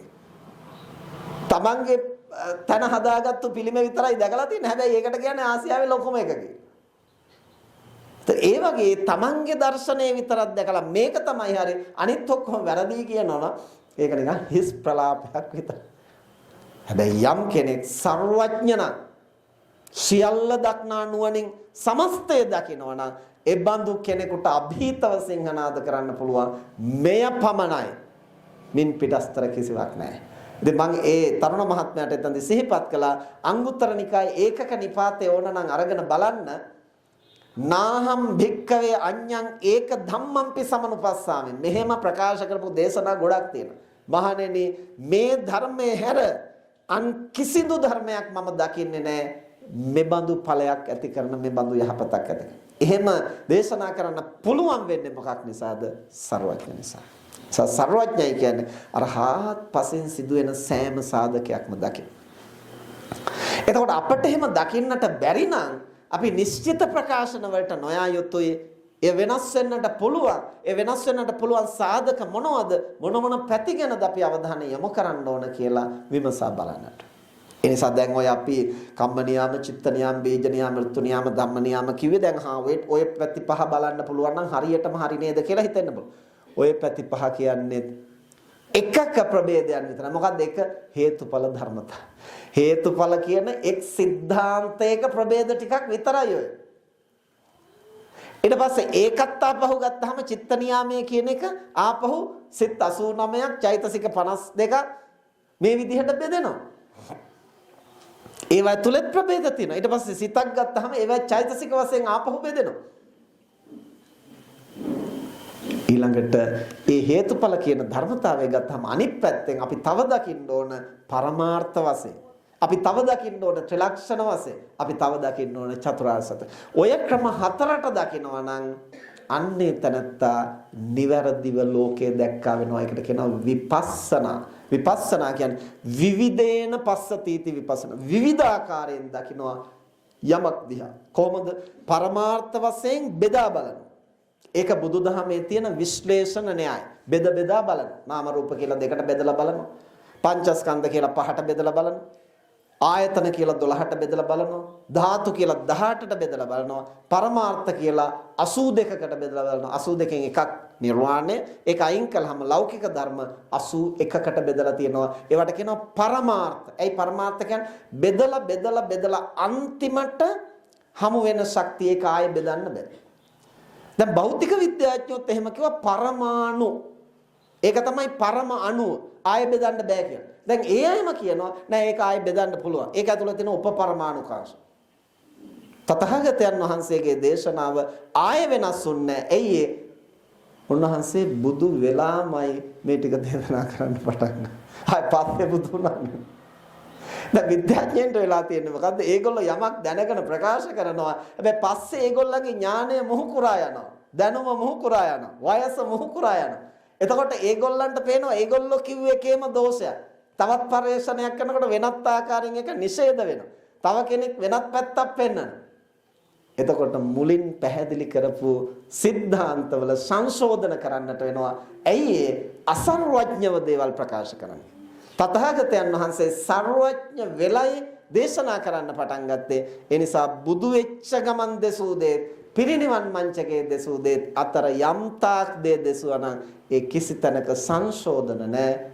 පරස්පර විරෝධී තැන් නැහැ. ඌන පූර්ණ නැහැ. ඒ සියල්ලක් පරිපූර්ණ හාත්පසින් දැකපු දේශනා. හැබැයි යම් තැනක සියල්ලම ඒකට අන්තර්ගතයි කියලා කියන්නට බෑ. මොකද ඒ පුද්ගලයාට ගැලපෙන කොටස විතරක් එතන කියලා තියෙන්න පුළුවන්. ඇයි එයාට අවශ්‍ය වෙන්නේ ඒ ටික විතරයි. එයාට සියල්ල දේශනා කරන්න ඕනේ නැහැ. එයාට කියන්න අවශ්‍ය කොටස කියලා තියෙනවා. වෙන තැනක ඒකට අදාළ තව කොටසක් කියලා තියෙන්න පුළුවන් තව කෙනෙකුට. එහෙම වෙන්නට පුළුවන්. අවස්ථාව සහ පුද්ගලයා අනුව. නමුත් උන්වහන්සේ දෙසූ දේ සමස්තය ගත්තහම ඒකකට එකක් ප්‍රතිවිරුද්ධ නැහැ, ඌණ පූරණයක් නැහැ. එතකොට අපේ දැක්ම අපිට බුදු කෙනෙක් දකින විදිහට දකින්න බැරි නිසා අපි වෑයම් කරන්නට ඕන අපේ ශක්ති ප්‍රමාණයෙන් දකින්න. හැබැයි අර හැම පැත්තකින් විශ්ලේෂණය කරලා බලන්නට ඕන ඒ ක්‍රමය. ඊට පස්සේ සංශ්ලේෂණ න්‍යායෙන් බලන්න. මොකද්ද සංශ්ලේෂණ? එකතු කර කර බලන්න. ඒක තමයි පටිච්චසමුප්පාදය කියලා. ප්‍රත්‍ය වශයෙන් කොහොමද එකතු වෙන්නේ? දැන් අපි රසායන විද්‍යාව ඉගෙන ගන්නවා. රසායන විද්‍යාවේ මූලික මූල ධර්ම. ඒවා ගති ලක්ෂණ. ඊට පස්සේ ඒවා සංයෝග වෙනකොට ඇති වෙන වෙනස්කම්. සමහර රසායනික ද්‍රව්‍ය සංයෝග වෙනකොට ගිනි ගන්නවා. සමහර ඒවා වාෂ්ප වෙනවා. සමහර ඒවා ඝනීභවන වෙනවා. සමහර ඒවා ද්‍රව වෙනවා. සමහර ඒවා පුපුරනවා. සමහර ඒවා දුම් දානවා. ඇයි ඒ රසායනික සංයෝගවල ප්‍රතික්‍රියාව? එතකොට වෙන් කරලා බලන්නත් ඕන මොකද්ද මේකේ තියෙන රසායන සංයුති එහෙම නැත්නම් රසායන මූලධර්ම මොනවද කියලා හඳුනා ගන්නටත් ඕන. ඒවා සංයෝග වෙනකොට ඇති වෙන ප්‍රතික්‍රියාවන් හඳුනා ගන්නත් ඕන. මේ දෙපැත්තටම විශ්ලේෂණය කරමින් සංශ්ලේෂණය කරමින් නැවත නැවත විමසා බලන්න. ඊට පස්සේ ඒවාෙහි පොදු ධර්මතා අනිත්‍ය බව, දුක් බව, අනාත්ම බව පොදු ලක්ෂණ ඊට අමතරව තියෙනවා අනන්‍ය ලක්ෂණ, ආවේනික ලක්ෂණ. හැම ධර්මයකටම ආවේනික ලක්ෂණක් තියෙනවා. ඒවා සංයෝග වෙනකොට ඇති වෙන ලක්ෂණක් තියෙනවා. ඒවා වෙන වෙනම අධ්‍යයන එක. ඒක පරක්තරක් නැති ධර්මයක්. අනිත්‍යයි දුක්ඛයි අනාත්මයි කියලා බුදුහාමුදුරුවෝ දකිනවා, රහතන් වහන්සේත් දකිනවා. බුදුහාමුදුරන්ගේ ත්‍රිලක්ෂණ දැක්මේ රහතන් වහන්සේගේ ත්‍රිලක්ෂණ දැක්මේ වෙනසක් නැහැ. මොකද දෙන්නටම දකින්න තියෙන අනිත්‍ය නම් අනිත්‍ය, දුක නම් දුක, අනාත්ම නම් අනාත්ම එච්චරයි. ඒවට කියනවා පරිච්ඡේද ඥාන. ඒවේ ආයේ එහා මෙහා දෝලණය වීම නැහැ. ඒ වගේම ලොකු ප්‍රදේශයක් ආවරණය කරන්නේ. හරියටම පිහියෙන් කැපුවා වගේ තීරණය කරලා දකින්නට පුළුවන් මේ ධර්මය මෙහෙමයි. හැබැයි අනන්‍ය ලක්ෂණ ඒව සංයෝග වෙනකොට ඇවිදින විවිධත්වයන් ඒවා පරක්තරක් නැහැ. තථාගතයන් වහන්සේ සර්වඥ වෙන්නේ ත්‍රිලක්ෂණ ඥාණයෙන් නෙමෙයි හේතුඵල ඥාණයෙන්. උන්වහන්සේගේ සර්වඥතා ඥානෙ පුළුල් වෙන්නේ, ගැඹුරු වෙන්නේ. ඇයි? හේතු ප්‍රත්‍යයන් යෙදෙන හැටියට ඒතන අනන්‍යතාවයන්, ඒතන සංයෝගයන් වෙනස් වෙනවා. ඒ බඳු සංයෝග කොතෙක්ද කියලා කියන්නේ. ඒකේ මූලිකයේ සංයෝග වෙන මූල ධර්ම ටික තමයි සූවිසිපට්ඨානය කියලා 24 ආකාරයකින් දක්වනවා. ඒතර හැම එකක්ම 24 ආකාරයෙන් ප්‍රත්‍යෙමි යන්න කියන පස්සේ මේ සමස්ත නාම රූප ධර්ම අර පරමාර්ථ ධර්ම 81ම අනන්ත විශ්වයේ ඉමක් කොනක් නැහැ. ඒ නිසා තථාගතයන් වහන්සේගේ සර්වඥතා ඥානය නිදහසේ හසුරවන්න පුළුවන් වෙච්ච ශ්‍රේෂ්ඨය තමයි ප ဋ ාණ ධර්මයේ. ඇයි? ඒ සමස්තය පුරා විහිදී යන සාමාන්‍ය කෙනෙකුට ගෝචර වෙන්නේවත් නැහැ. තථාගතයන් වහන්සේට සමස්තය ගෝචර වුණා, ඒ ඥානය අවදි කරගත්තා. එතකොට අපට ඒ සමස්තය බැරි වුණාට අපි වෑයම් කරන්න ඕන. අපට දැනෙන පමණින් හේතුඵල එකතු වෙනකොට කොහොමද දේවල් සිද්ධ වෙන්නේ? ඊළඟට ඒවා බෙදලා කොහොමද බලන්නේ? ත්‍රිලක්ෂණ වශයෙන් පොදු ධර්ම කොහොමද? අනන්‍ය ලක්ෂණ කොහොමද? චතුරාර්ය සත්‍ය වශයෙන් චතුරාර්ය සත්‍ය කියලා කියන්නේ නිවනට සාපේක්ෂව යමක් දිහා බලන්නේ කොහොමද? මේ ක්‍රම හතරට අපි ලෝකයේ දිහා බලනවට කියනවා ධර්මානුකූලව බලනවායි. ඒතර අද බොහෝ දෙනා ධර්මානුකූලව බලනවා කියන්නේ මොකේද? තමන් දන්න විදිහට, ඉගෙනගත්තු විදිහට, තමන්ගේ රුචි අරුචිකම් වලට අනුව, ඇබ්බැහි වලට අනුව, සමාජයේ පොළඹවන විදිහට. ඒකක්වත් ධර්මානුකූල දැක්මක් නෙමෙයි. ඊළඟට යම් විශේෂයකට අනුව අපි ලෝකයේ දකිනවා නම් ඒක ශාස්ත්‍රීයයි. ශාස්ත්‍රයකට අනුව ජීව විද්‍යාවට අනුව ලෝකය විග්‍රහ කරනකොට ඒක ශාස්ත්‍රීය ප්‍රකාශනයක්. ඇයි? ඒ ජීව විද්‍යාවේ මූලික સિદ્ધාන්ත වලට අනුගත. එතකොට ජ්‍යොතිර්විද්‍යාවට අනුකූලව ලෝකය විග්‍රහ කරනවා. ඒක ශාස්ත්‍රීයයි. ඇයි? ජ්‍යොතිර්විද්‍යා මූල ධර්ම වලට අනුව. ඊළඟට ඓතිහාසික සාධක අපි සනාථ කරනවා නම් ඓතිහාසික මූලාශ්‍රයට අනුව ඒක ශාස්ත්‍රීයයි. ඇයි? ඒ ශාස්ත්‍රයේ මූල ධර්ම වලට අනුව. හැබැයි අපි ධර්මය විග්‍රහ කරනවා නම් මොන මූල ධර්මයට අනුවද? දහමේ මූල ධර්ම. දහමේ මූල ධර්ම කියන්නේ මේ ලෝකයේ ක්‍රියාත්මක වෙන මූලික සිද්ධාන්ත. මූලික ධර්මතා. අපට වෙනස් කළ නොහැකි අනිවාර්ය ධර්ම න්‍යායයි. ඒව හඳුනා ගන්න ඕන. එතකොට මම යමක් පැහැදිලි කරලා අපි හිතමු දැන් මෙහෙම හිතන්න බුදුරජාණන් වහන්සේ උපන්නේ ලංකාවේද ඉන්දියාවේද? මේක ධර්මානුකූල ප්‍රශ්නයක්ද මේක ඓතිහාසික ප්‍රශ්නයක්ද? ඒක අපි තහවුරු කරගන්න නැත්තේ ඓතිහාසික මූලාශ්‍රයට අනුව. ඒක දහම නෙමෙයි. ඒක අධ්‍යයනය කරන එක වරදක් නෙමෙයි. ඒක අධ්‍යයනය කරන්න ඕන ඉතිහාසය හඳුනා ගන්න. හැබැයි ඒක මේ ධර්මයට පටලවාගෙන ඒක තේරුම් ගත්තොත් විතරයි දහම දකින්නේ. ඒකෙන් තමයි සෝවාන් වෙන්නේ. ඒ අය තමයි සම්‍යක් දෘෂ්ටික. ඇයි දහම කියන්නේ මොකද්ද දන්නේ නැහැ. දහමේ මූලික સિદ્ધාන්තය දන්නේ නැහැ. ඒ නිසා ගණන් හදනවා නම් ගණිතයේ මූල ධර්ම පාවිච්චි කරන්න ඕන. ඒකට වෙන මොකක් හරි මං හීනෙන් මෙහෙම දැක්කයි කියලා එහෙම ගණන් හදන්න බෑ. ඉතිහාසයේ මෙහෙමයි කරලා තියෙන්නේ කියලා එහෙම කරන්න බෑ. සද්ධාම දකින්නවා නම් ඉතිහාසයේ මෙහෙමයි මං හීනෙන් දැක්කේ මෙහෙමයි. එතකොට අහවල් ශාස්ත්‍රය කියන්නේ මේකයි. මට හිතෙන්නේ මේකයි. මගේ තර්කය මේකයි. අපි ඉගෙනගෙන තියෙන්නේ මෙහෙමයි. ඒව නෙමේ මූලික ධර්ම න්‍යාය. මොනවද මූලික ධර්ම න්‍යාය? හේතුඵල, ත්‍රිලක්ෂණ, චතුරාර්ය සත්‍ය සහ පරමාර්ථ ධර්ම. ඔය સિદ્ધාන්ත හතර ඉගෙනගෙන ඒ තුලින් ලෝකය විග්‍රහ. මොකද්ද ලෝකය කියන්නේ? භෞතික දේ පමණක් නෙමේ. භෞතිකත්වයයි මානසිකත්වයයි දෙපැත්තම. භෞතික ලෝකේ කොහොමද ක්‍රියාත්මක වෙන්නේ කියලා දකින්නත් ඕන. ඒවට මනස ප්‍රතික්‍රියා දක්වන්නේ කොහොමද කියලා දකින්නත්. මේ දෙපස්සම දකින්නට පුළුවන් නම් අර මූලික ධර්ම න්‍යායන්ට අනුව ඒකට කියනවා දහම තුලින් ලෝකය දකිනවා. ඊළඟට ලෝකයේ තුලින් ජීවිතයේ තුලින් දහම දකිනවා කියලා කියන්නේ ජීවිතයේ සිදුවෙන සිදුවීම් තුල අපි උත්සාහ කරන්නට ඕන මේ ධර්මතාවයන් ප්‍රකට වෙන හැටි හඳුනා ගන්න. එතකොට තමයි අපි මෙතෙක් හිතාගෙන හිටපු දේවල් වලට ගොඩාක් වෙනස් දේවල් අපට දැනෙන්නට. නමුත් දැන් මේ తত্ত্বය ගොඩනගෙන්නටත් අදාළ සාධක තියෙනවා. මේවා අහමු සිදුවීම් නෙමෙයි. උදාහරණයක් හැටියට ගත්තහම පිනතුන් අහලා ඇති සිද්ධාර්ථ කුමාරයා සතර පෙර නිමිති දැකලා තමයි ගිහිගේ කලකිරුනේ. දැන් සිද්ධාර්ථ කුමාරයා කියන්නේ සාරාංශක කල්පලක්ෂයක් පාරමිතා පුරපු කෙනෙක්. එතකොට ලෙඩ වෙනවා කියලා දන්නේ නැද්ද? මැරෙනවා කියලා දන්නේ නැද්ද? දැන් සුද්ධෝදන රජුරෝ ලෙඩ්ඩු හංගලා තිබ්බා මිනි හංගලා තිබ්බා කියලා සිද්ධාර්ථ කුමාරයාට මේක වහන්න පුළුවන්ද? ඉතින් එච්චර ලද බොලද කෙනෙකුට බුදු වෙන්න පුළුවන්ද? එතකොට සුද්ධෝදන රජුරෝ එහෙම නෙවෙයි කොහොම වහන්න උත්සාහ කළත් ලෙඩ වෙනවා මැරෙනවා වයසට යනවා කියන එක සිද්ධාර්ථ කුමාරයාට හංගන්න බෑ. ඒවා හංගන්න සුද්ධෝදන රජුරෝ උත්සාහ කරන්න ඇති.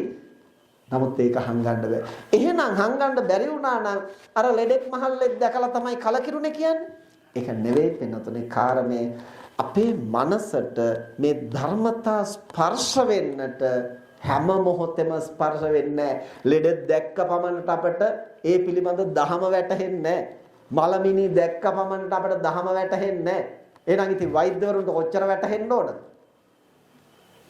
එහෙම එකක් නෑ. එතන තමන්ගේ වෛද්‍ය විද්‍යාත්මක කෝණයෙන් ඒ දිහා බලනවා මිසක් ධර්මානුකූලව ඒ දිහා බලනවා නෙමෙයි. ලොකු පිත්තල කරඬුවක් සුද්ධ කරන්න ගිහිල්ලා ඒකේ යට පාදම කොටස මගේ කකුලට ඇදගෙන වැටිලා ලොකු ලේ ගෙඩියක් මතු වුණා. පුපුරලා ලේ ටික ගියේ නෑ. ඉතින් මම නොණ්ඩි ගගහ හැරමි ටික ගහ තමයි ටිකේ බනටත් ගියේ. ඉතින් කීප දෙනෙක්ම මට කිව්වා ඔක එක්ස්රේ එකක් අරගෙන බලන්න අස්ති බිඳිලාද දන්නේ. එහෙම වුණොත් බරපතලයි කියලා. ඉතින් මම හොරණ පෞද්ගලික රෝහලකට ගිහිල්ලා එක්ස්රේ එකක් ගත්තා. අරගත්තට පස්සේ දැන් එක්ස්රේ කොපිය මගේ අතට අරගෙන බලනකොට මම ඕන තරම් ඊට කලින් එක්ස්රේ කොපිය බලලා තියෙනවා. මම ඕන තරම් ඇටසැකිලි දැකලා තියෙනවා. මලමිනි දැකලා තියෙනවා. ඔක්කොම දැකලා තියෙනවා.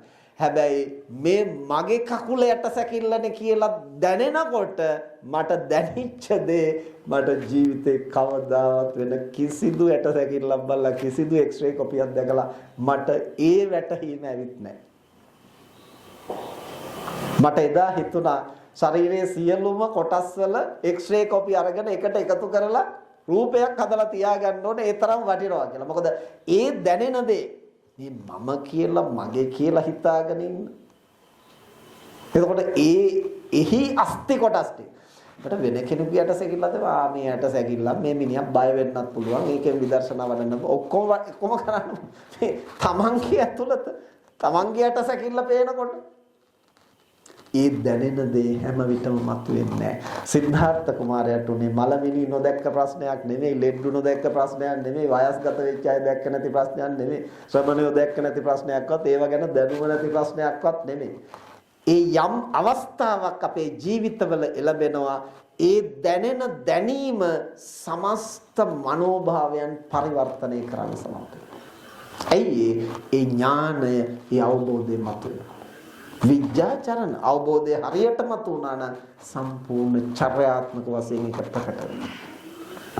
චර්යාවේ පරිවර්තනයක් සිද්ධ වෙනවා. ඒ චර්යා පරිවර්තනය කරන්න ජීවිතේ කන පිට හරවන්න පුළුවන් මට්ටමට දැක්ම වෙනස් වෙනවා. ඒතර ජීවිතේ කන පිට හරවනවා කියලා කියන්නේ අමුතු කෙනෙක් වෙනවා කියන එක නෙමෙයි. ඒ තනත්තාගේ ප්‍රතිපදාව එතෙන් පටන් ඉන්නේ ගිහි ජීවිතේම වෙන්නත් පුළුවන් සමහර. හැබැයි ඒ තනත්තාගේ පැවැත්ම වෙනස්. ඇයි? දැක්ම වෙනස් නිසා. ලෝකෙට ප්‍රතිචාර දක්වන විදිහ වෙනස්. බාහිරින් මොකක්ම වෙනස් නොවෙන්නට පුළුවන්. ලෝකෙ දකින්නේ වෙනස් විදිහකට. ඉතින් ඒ බඳු පරිවර්තනයක් වෙන අවස්ථා අපට කලාතුරකින් ඇති වෙන්නේ ඒ කොහොමද? ඒ සමස්ත සාධක එකතු වෙන තැන. ඉතින් මේ සාධක එකතු වෙන තැන කොතනද කියලා අපිට හොයාගන්න පහසු නෑ. හැබැයි ජීවිතයේ බඳු සිදුවීම් නැවත නැවත අධ්‍යයනය කර කර ධර්මානුකූලව විග්‍රහ කරගත්තොත් අපට යම්කිසි රටාවන් පේන්නට ගන්නවා. මෙන්න මේ සාධක ගොනු වෙනකොටයි ඥානය අවදි වෙන්නේ. ඒවයි අපි භාවනා කරනවා කියලා පුහුණු කරන්නේ.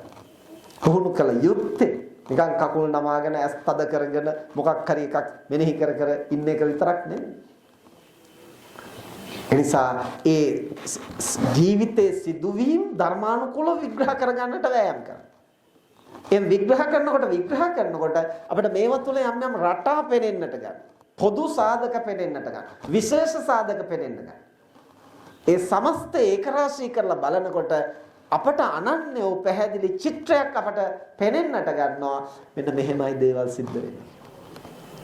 ඒ ටික වැටහුණාට පස්සේ අපට බොහෝ ධර්ම කරුණු දකින්නට පුළුවන් එක් දෙයක් තුළ. බොහෝ ගැඹුරු දේ දකින්නට. අනිත් අයට කියා දෙන්න පුළුවන්. අනිත් අයට උදව් කරන්න පුළුවන්. ඒ රටාවන් ක්‍රියාත්මක වෙන විදිහ හරියට තේරුම් ගන්න. මේක එකකින් දෙකකින් බෑ. බොහෝමයක් දැන් ජ්‍යොතිර්විද්‍යාව ඉගෙන ගන්නවා නම් ජ්‍යොතිර්විද්‍යාව ඉගෙන ගත්තා කියලා පලාපල කියන්න බෑ. ඒ තැනත්තා අනිත් අයගේ කේන්දර දහස් ගණක් බලන්න. බලලා ඒ ග්‍රහය පිහිටපු විදිහේ ඔක්කොම අධ්‍යයනය කරලා අර ශාස්ත්‍රයට අනුව මේක විග්‍රහ කරලා පලාපල කියලා ඒවා කොහොමද සාර්ථක වෙන්නේ අනිත් අයගෙන් ඊට පස්සේ කියපු දේවල් හරි ගියාද නැද්ද කියලා තොරතුරු අරගෙන එහෙම දිගු කලක් අධ්‍යයනය කරනවා. එහෙම කරනකොට තමයි සාර්ථකවම මේ ග්‍රහය මෙතන ඉන්නවා නම් මේකේ බලපෑම මෙහෙමයි. ඒක මේ වගේ හිතන පතන මෙහෙම ක්‍රියා කරන පුද්ගලයෙකුට ඵල දරන්නේ මෙහෙමයි. පුද්ගල චරිත අනුව, සමාජය අනුව, හිතන පතන විදිහ අනුව පවා අරව වෙනස් වෙනවා. එතකොට ශාස්ත්‍රයට අනුව කිව්වයි කියලා ඔක්කොම හරියන්නේ නැහැ. ඒක පුද්ගලයාගේ චින්තන රටාව, ජීවත් වෙන පරිසරය, ඒවට ප්‍රතිචාර දක්වන ඔක්කොම මත වෙනස්. ඉතින් මේ ජාලය හඳුනගන්න මේකේ සාමාන්‍යයක් හඳුනගන්න. ඒකේ සාමාන්‍ය පොදු સિદ્ધාන්තයක් හඳුනගන්න අපිට කාලයක් ඒක අධ්‍යයනය කරන්න. අන්න ඒ වගේ දහම નિවරදිව තේරුම් අරගෙන ඒ දහම් න්‍යාය හරියට ස්පර්ශ කරන්න අපිට ජීවිතේ බොහෝ සිදුවීම් උගාක් දේවල් හිතෙන දේ දැනෙන දේ කායික වාචසික මානසික භෞතික ක්‍රියාවන් දිගු කලක් ධර්මයේ තුලින් විග්‍රහ කරගන්නට වෑයම් කරන්න. කලක් එහෙම කරනකොට මුලදි තේරෙන්නේ නැහැ. ඇත්තටම අපේ ජීවිතය ගැන පෞද්ගලික හිතුවොත් මට අවුරුදු 25 විතර වගේ වෙනකොට බොහෝ කරුණු දැනෙනවා. හැබැයි දැනුණා වුණාට මටම හිතෙනවා දැන් මේක තව කෙනෙකුට කියා දෙන්නේ කොහොමද? මේක මොකද්ද අගමුල මොකක්වත් තේරෙන්නේ නැහැ. එහෙම මොකද්ද එකක් වෙනවා කියලා තේරෙනවා. ඒක යම් ප්‍රමාණයකට දැනෙනවා. දැනුණා වුණාට ඒක විග්‍රහ කරගන්නට තේරෙන්නේ නැහැ.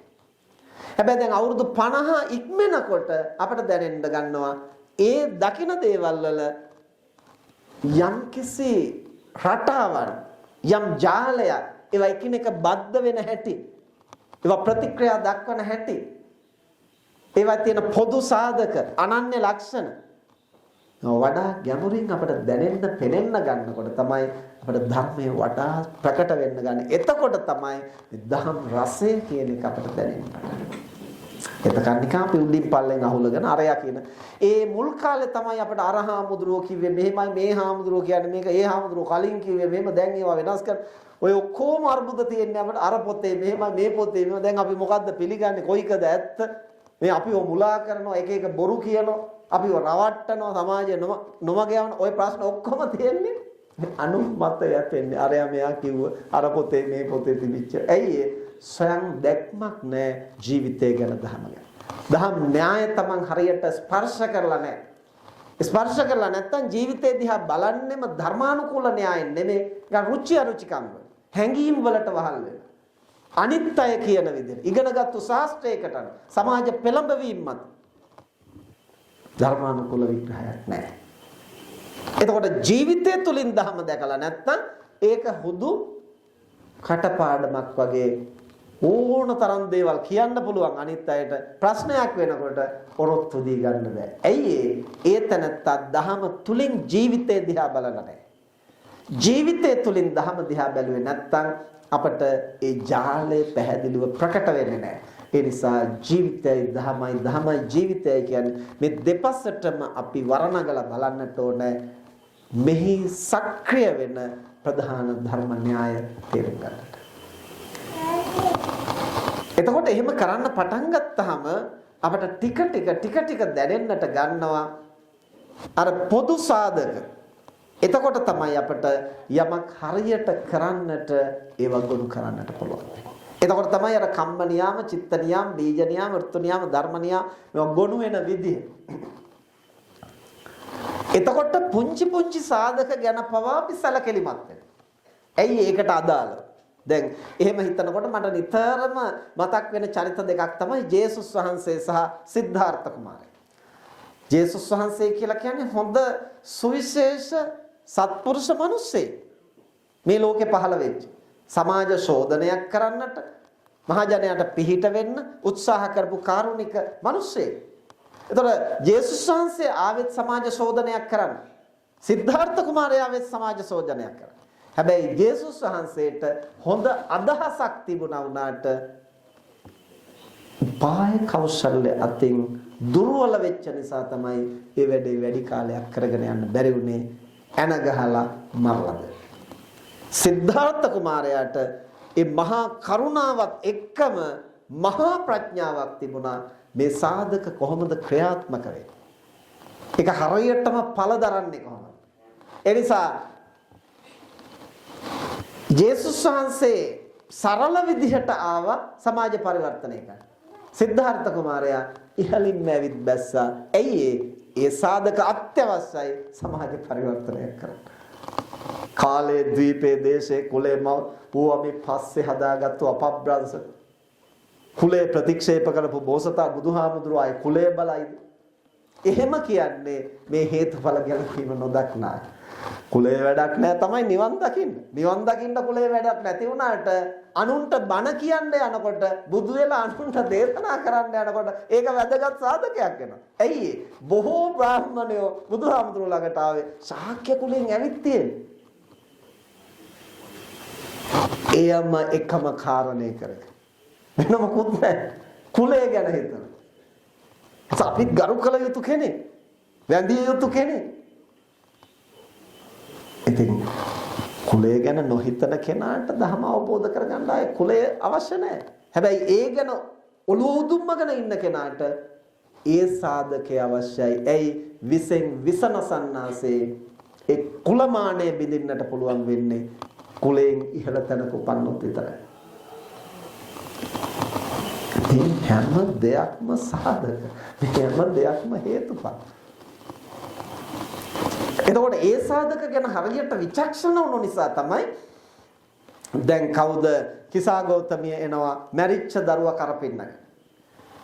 ආවට පස්සේ එන්නේ මොකක් කියාගෙනද? ස්වාමීනි මට මේ දරුවා සුවපත් කරගන්න ඖෂධයක් දෙන්න. අනිත් හැමෝම ඇත්ත කිව්වා. බුදුහාර ඇත්ත නොකිය හිටියා. එහෙනම් බුදුහාර බොරු කිව්වනේ, බොරු කිව්වෙත් නැහැ. ඇත්ත කිව්වෙත් නැහැ. මොකද්ද කළේ? උපායශීලී ප්‍රකාශනයක් කළා. නැගණියනි ඔබට අවශ්‍ය වෙන්නේ ඖෂධයක් නම් නොමලගේකින් අබ ටිකක් අරන්. බුදුහාර පොරොන්දුන්නේ අබ ටික ගෙනාවම දරුවා සනීප කරලා දෙනවා වගේ. හැබැයි ඇය හිතාගත්තා දැන් අබ ටික ගෙනාවම දරුවා සුව වෙයි. ඒක ඉතින් ඇයගේ ප්‍රශ්නයක් නේ. බුදුහාර එහෙම එකක් දේශනා කළේ නැහැ. බුදුහාර දේශනා කළේ ඔබට අවශ්‍ය ඖෂධයක් නම් නොමලගේකින් අබ ටිකක්. අබ කියන්නේ ඖෂධයක් නේ. මේකට කියනවා සම්‍යක් ප්‍රයෝගයයි. අද සම්‍යක් ප්‍රයෝග කියන්නේ මගේ වැඩේ කරගන්න මොකක් හරි එකක් කියලා නෑ වැඩි හානියක් වුන්නේ නෑ මගේ වැඩේ කරගත්ත සම්‍යක් ප්‍රයෝගයක් දාන සම්‍යක් ප්‍රයෝගය කියන්නේ මගේ වැඩේ කරගන්න නෙමෙයි අනුන්ට යහපත කිරීම සඳහා උපායශීලී වෙන්නට පුළුවන් නම් ඒකට තමයි බුදුදහමේ සම්‍යක් ප්‍රයෝගය කියන්නේ. මගේ ලාභය සඳහා ක්‍රියාත්මක වෙනවා කියන තැනදී ඒකෙන් හානියක් නොවෙනවා නම් ඒක ඒ ප්‍රයෝගය අනර්ථකාරී නොවෙනවා නම් ගැටලුවක් නැහැ. හැබැයි එතන තියෙන්නේ ලෝභ මූලය. මගේ වැඩේ කරගන්න. තමන්ටත් අනුන්ටත් දෙපිරිසටම අර්ථයක් සිද්ධ කරන්න. යහපතක් කරන්න කියන තැන තියෙන්නේ ඒ ආත්මලාභී හැඟීම නෙමෙයි ඊට එහා ගිය හේතුඵල ගලපන ඥාන සම්ප්‍රයුක්තව. එතකොට අනිත් සියලු දෙනා ඇත්ත කිව්ව නිසා ඇය ඒ තැන්වල රැඳුන්නේ නැහැ. බුදුහාමුදුරුවොත් ඇත්ත කිව්වා නම් ඇය ධර්ම අවබෝධ කරන්නේ. එහෙනම් ඇයගේ මනසේ ධර්මඥානය අවදි කරන්න අවශ්‍ය සාධකය මොකක්ද? මේ හැම දෙයක් ගැනම විචක්ෂණ උනේ. අපේ මහබෝසතාණන් වහන්සේට නිවන් දකින්න තිබුණා මීට සාරාංශක කල්පලක්ෂයකට එහාදී දීපංකර බුදුහාරෝ ළඟදී. එතෙන්දි කෙලෙස් නසන්න ශක්තිය තිබිලා ඊට පස්සේ සාරාංශක කල්පලක්ෂයක් උන්වහන්සේ මොනවද කළේ? තමන් කෙලෙස් නැතිවීම ගැන නෙමෙයි මේ කෙලෙස් නසන ස්වභාවයට අන් අයගේ පංචස්කන්ධයන් බල ගන්නවන්නේ කොහොමද කියලා පුරුදු පුහුණු කරනවා. ඒ ගැන විචක්ෂණය. අන් අයගේ පංචස්කන්ධයන් මේ ඥානය අවදි කරන තැනට ක්‍රමානුකූලව සමස්ත හේතු සාධක ගලපලා බල ගන්නවන්නේ කොහොමද? ඒ සම්බන්ධව හැම පැත්තක්ම අධ්‍යයනය.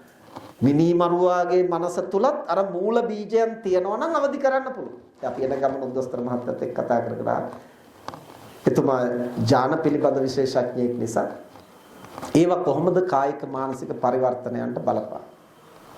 එතකොට මේ හැම ඥානයක්ම සක්‍රිය වෙන්නේ නැහැ. ඒවට සාධක ලැබෙන ඒවා විතරයි සක්‍රිය වෙන්නේ. අනිත් ඒවා නිලීනව පවතින. නිෂ්ක්‍රීය. දැන් නිෂ්ක්‍රීයයි කියලා කියන්නේ නැහැ කියන එක නෙමෙයි. ඒක සමහරට මුණුපුරා තුලින් මතුවෙන්න පුළුවන්. පුතාගෙන් නැතුව. ඇයි එතෙන්දි තමයි ඒකට සක්‍රීය දායකත්වයක් ලැබිලා තියෙන්නේ. සක්‍රිය වෙන්නට. ඒ වගේ සමහර වෙලාවට අවුරුදු 7ේදී වෙන්නට පුළුවන් සක්‍රිය වෙන්නේ. අවුරුදු 50ේදී වෙන්නට පුළුවන්. මරණ මංචකයේදී වෙන්නට පුළුවන්. බුදුරජාණන් වහන්සේ ඒ සාධක හඳුනාගත්තේ කොහොමද? තමන් නිවන් දකින්නේ කොහොමද කියලා දැනගෙන විතරක් නෙමෙයි සමස්ත ලෝකය ගැන මේ හේතුඵල ධර්ම න්‍යාය ක්‍රියාත්මක වෙන්නේ කොහොමද? ඒ පොදු රටාව සහ අනන්‍ය රටාව. අපි බැලුවොත් අපිට හොයාගන්න පුළුවන් වෙන්නේ පොදු රටාව. හැබැයි පොදු රටාව ඇතුලේ අනන්‍ය රටාවක්.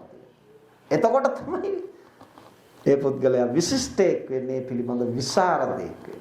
ඉතින් ඒ අනන්‍ය රටාවන් කොච්චරක්ද තියෙන්නේ ලෝකේ? ඉමක් කොනක් නැහැ.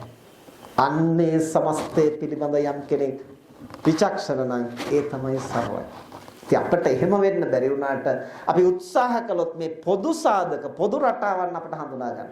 හඳුනාගත්තොත් අපිට ජීවිතය දිහා ධර්මානුකූලව බලන්නට පුළුවන්. ධර්මයේ දිහා ජීවන අත්දැකීම් තුළින් බලන්නට පුළුවන්. දැන් මේ සාධක අතර ප්‍රධාන සාධක තියෙනවා. ඒ ප්‍රධාන සාධකයක් තමයි අපි එද්දිත් කතා කළා උත්පත්ති සාධකය.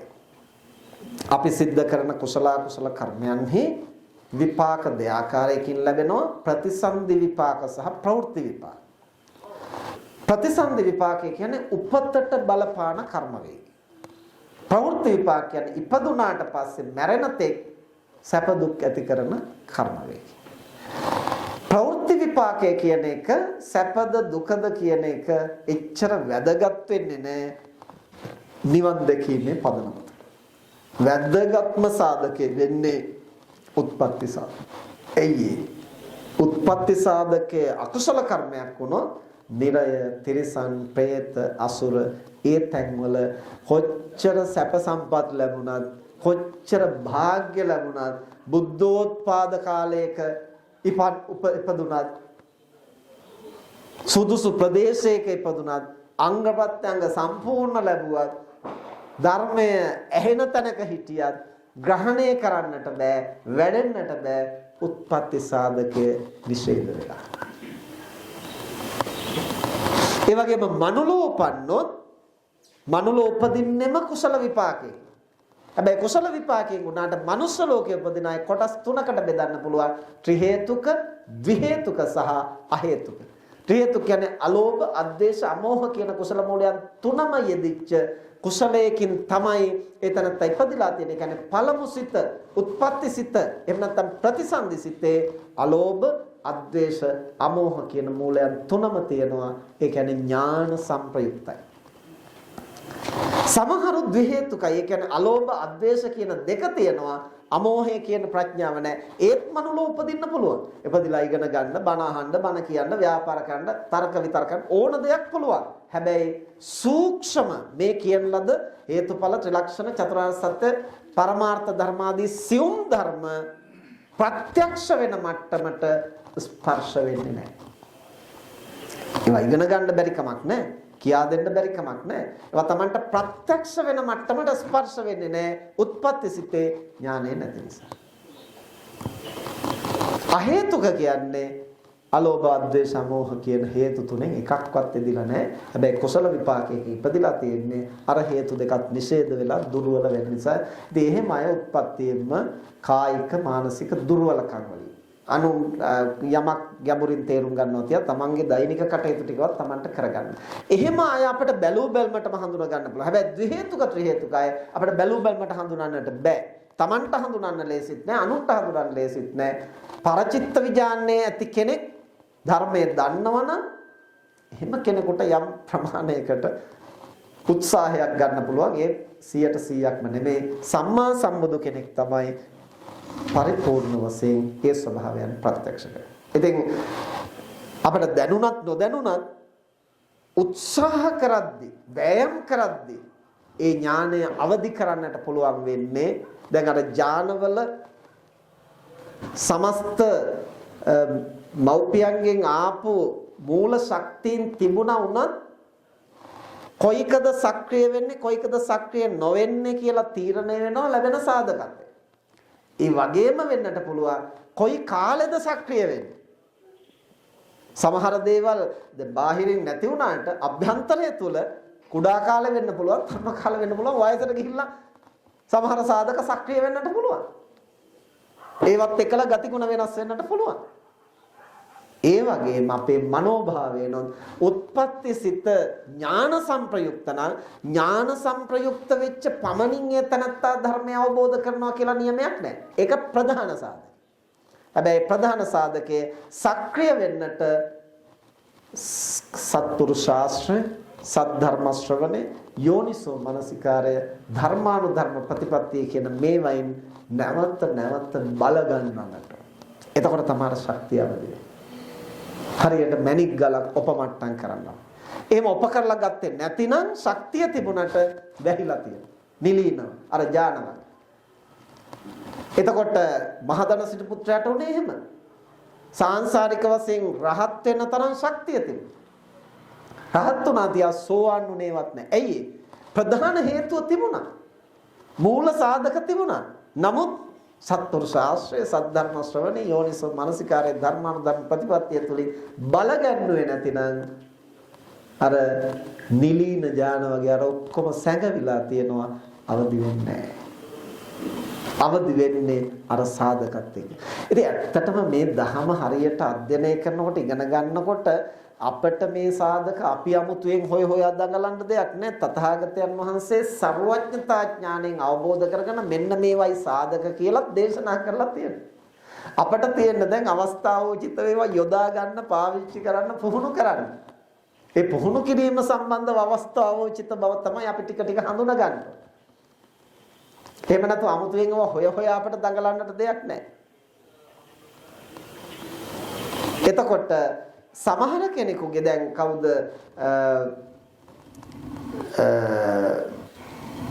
සුනීත සෝපාක වගේ අයගේ සෝපාකගේ අවුරුදු 7 ඒ ශක්තිය අවදි වෙනවා. අවුරුදු 7යි රහත් වෙනවා. දැන් සාමාන්‍යයෙන් අද ඉන්න අවුරුදු 7ක දරුවෙකුට තමන්ගේ වැඩ ටිකක් කරගන්න සාමාන්‍යයෙන් පුළුවන්. එතකොට වෛද්‍යවරු කියන්නේ අවුරුදු කීය වෙනකොටද මොලේ සම්පූර්ණ වෙන්නේ? අවුරුදු 14 15 වෙනකොට තමයි මොලේ අවශ්‍ය කොටස් ටික පවා සම්පූර්ණයෙන් වෙන්නේ. ඉතින් එහෙම තියෙද්දි මේ ලෝකෝත්තර ඥානයක් කොහොමද අවදි කරන්නේ? එහෙනම් මේ භෞතික කයේ සහයෝගය අවශ්‍යයි. ඒක අපිට බැහැර කරන්න බෑ. හැබැයි අපි මතක තියාගන්නට ඕනේ මනසට ක්‍රියාත්මක වෙන්නට පුළුවන් භෞතික කයේ සහයෝගය නැතුව. ඒ කොහොමද? දැන් දෙව්ලෝ උපදිනකොට ඊළඟට අරූපාවචර බ්‍රහ්ම ලෝකයේ උපදිනකොට රූපයක් නැහැ. එතකොට කෙනෙක් කියන්න පුළුවන් නෑ ඉතින් මේ මට්ටමට පුහුණු කරලා බල ගන්නවා. එතකොට එතන බල ගන්නලා. හැබැයි මනුලව උපන්නට පස්සේ අපේ කය තිබියදීම අපේ විඥාණය සමහර විට බාහිර ලෝකේ ග්‍රහණය කරනවා කයේ සහයෝගය නැති. කොහොමද එහෙම කියන්නේ? අපි සිහින දකින්නවානේ. සිහින දැකීමේ ප්‍රධාන සාධකය වෙන්නේ එදිනෙදා මනසට ගන්න සංඥා සටහන. කලාතුරකින් අපි සිහින දකින්න පුළුවන්. අද යමක් සිද්ධ වෙනකොට කෙනෙක් කියනවා මම මේ පහුගිය දවස්වල හීනෙන් ඕක ඔහොමම වෙනවා දැක්කා. ඒ මොකක්ද? මේ ස්වභාවික ලෝකයේ තුල අදාළ හේතු ප්‍රත්‍යයන් සක්‍රිය වෙනකොට අපේ සිතට ඒවා ස්පර්ශ වෙනවා. ඇත්තටම පින්නතුනේ අපි රූප දකින්නේ ඇහෙන්. ඇහෙන් නෙමෙයි ඇහෙන් කරන්නේ රූප දටහක් ඇතුළට අරන් එක විතරයි. ඒක රූපයක් හැටියටත් නෙමෙයි මොළයට යන්නේ විද්‍යුත් සංඥාවක් හැටියට.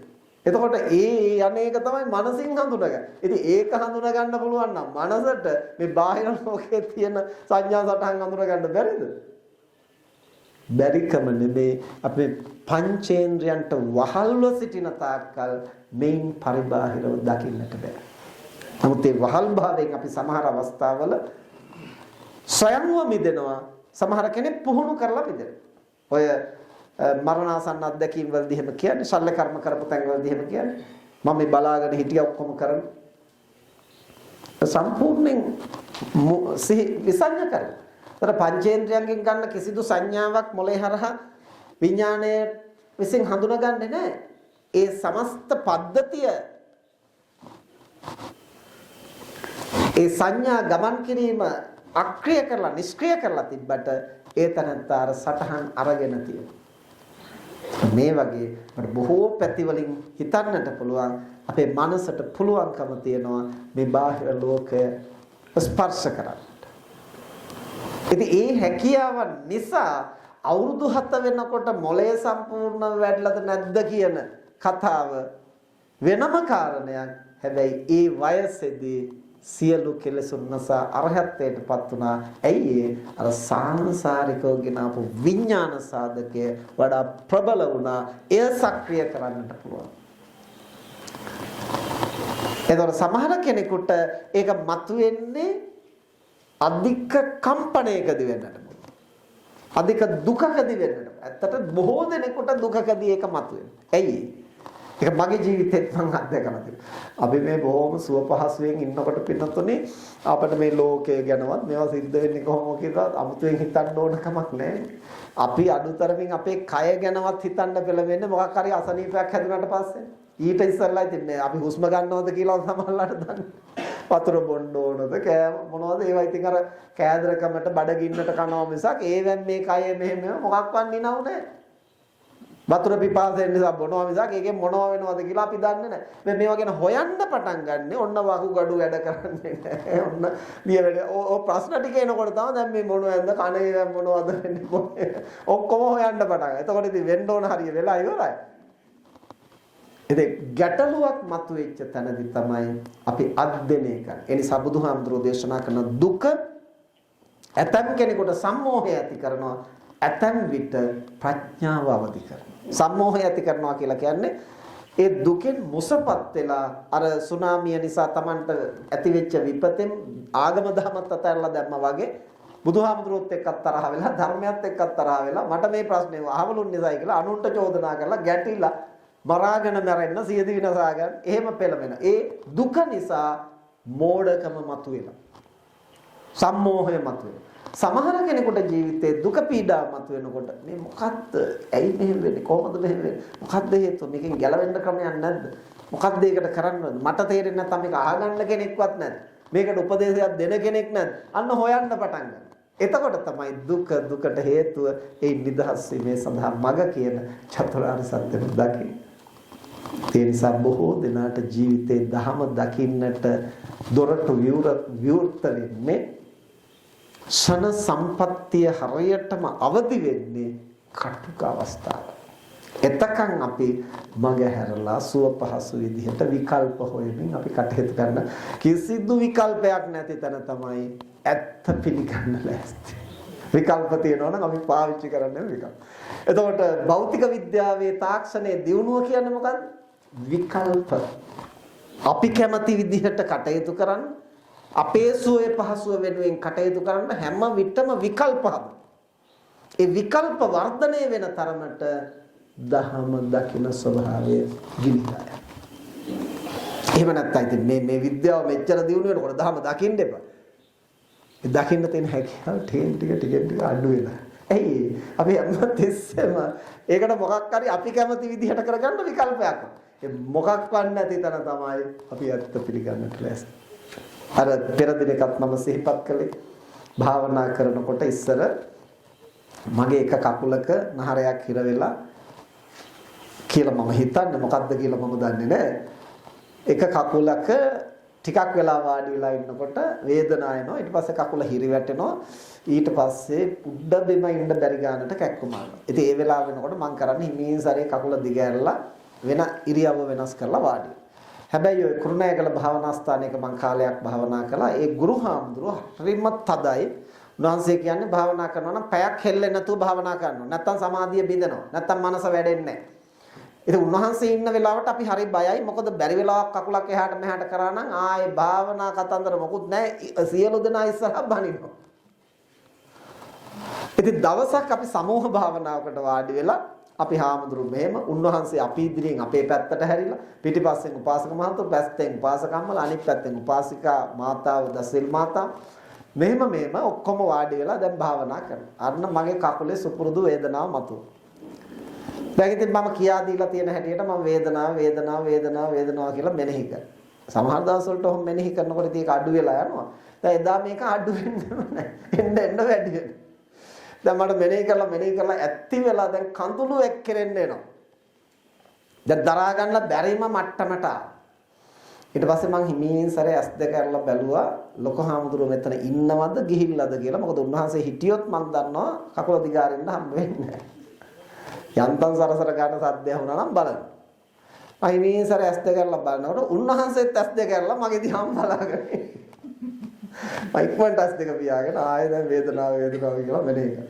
මොන මෙනෙහි කිරලාද ඊට පස්සේ මට දැන් ලොකු හාමුදුරුවොත් එක්ක තරහ. ඒත් එක්ක භාවනා කරනවා නම් භාවනා කරනොත් නැත්තම් මෙතන නැගිටලා යනකොට මගේ දිහා බලාගෙන මොනවද? එතකොට දැන් මට මගේ ගැනත් තරහ. ඇයි දැන් මේ කර්මකාර කකුල අනිත් වෙලාවට මොකුත් ප්‍රශ්නයක් නැහැ. භාවනා කරන්න පටන් ගත්ත ගමන්මනේ මේකේ කැක්කුම එන්නේ කියලා දැන් මට මගේ කය ගැනත් කෝපය මත. ලොකු හාමුදුරුවෝ ගැනත් කෝපය මත.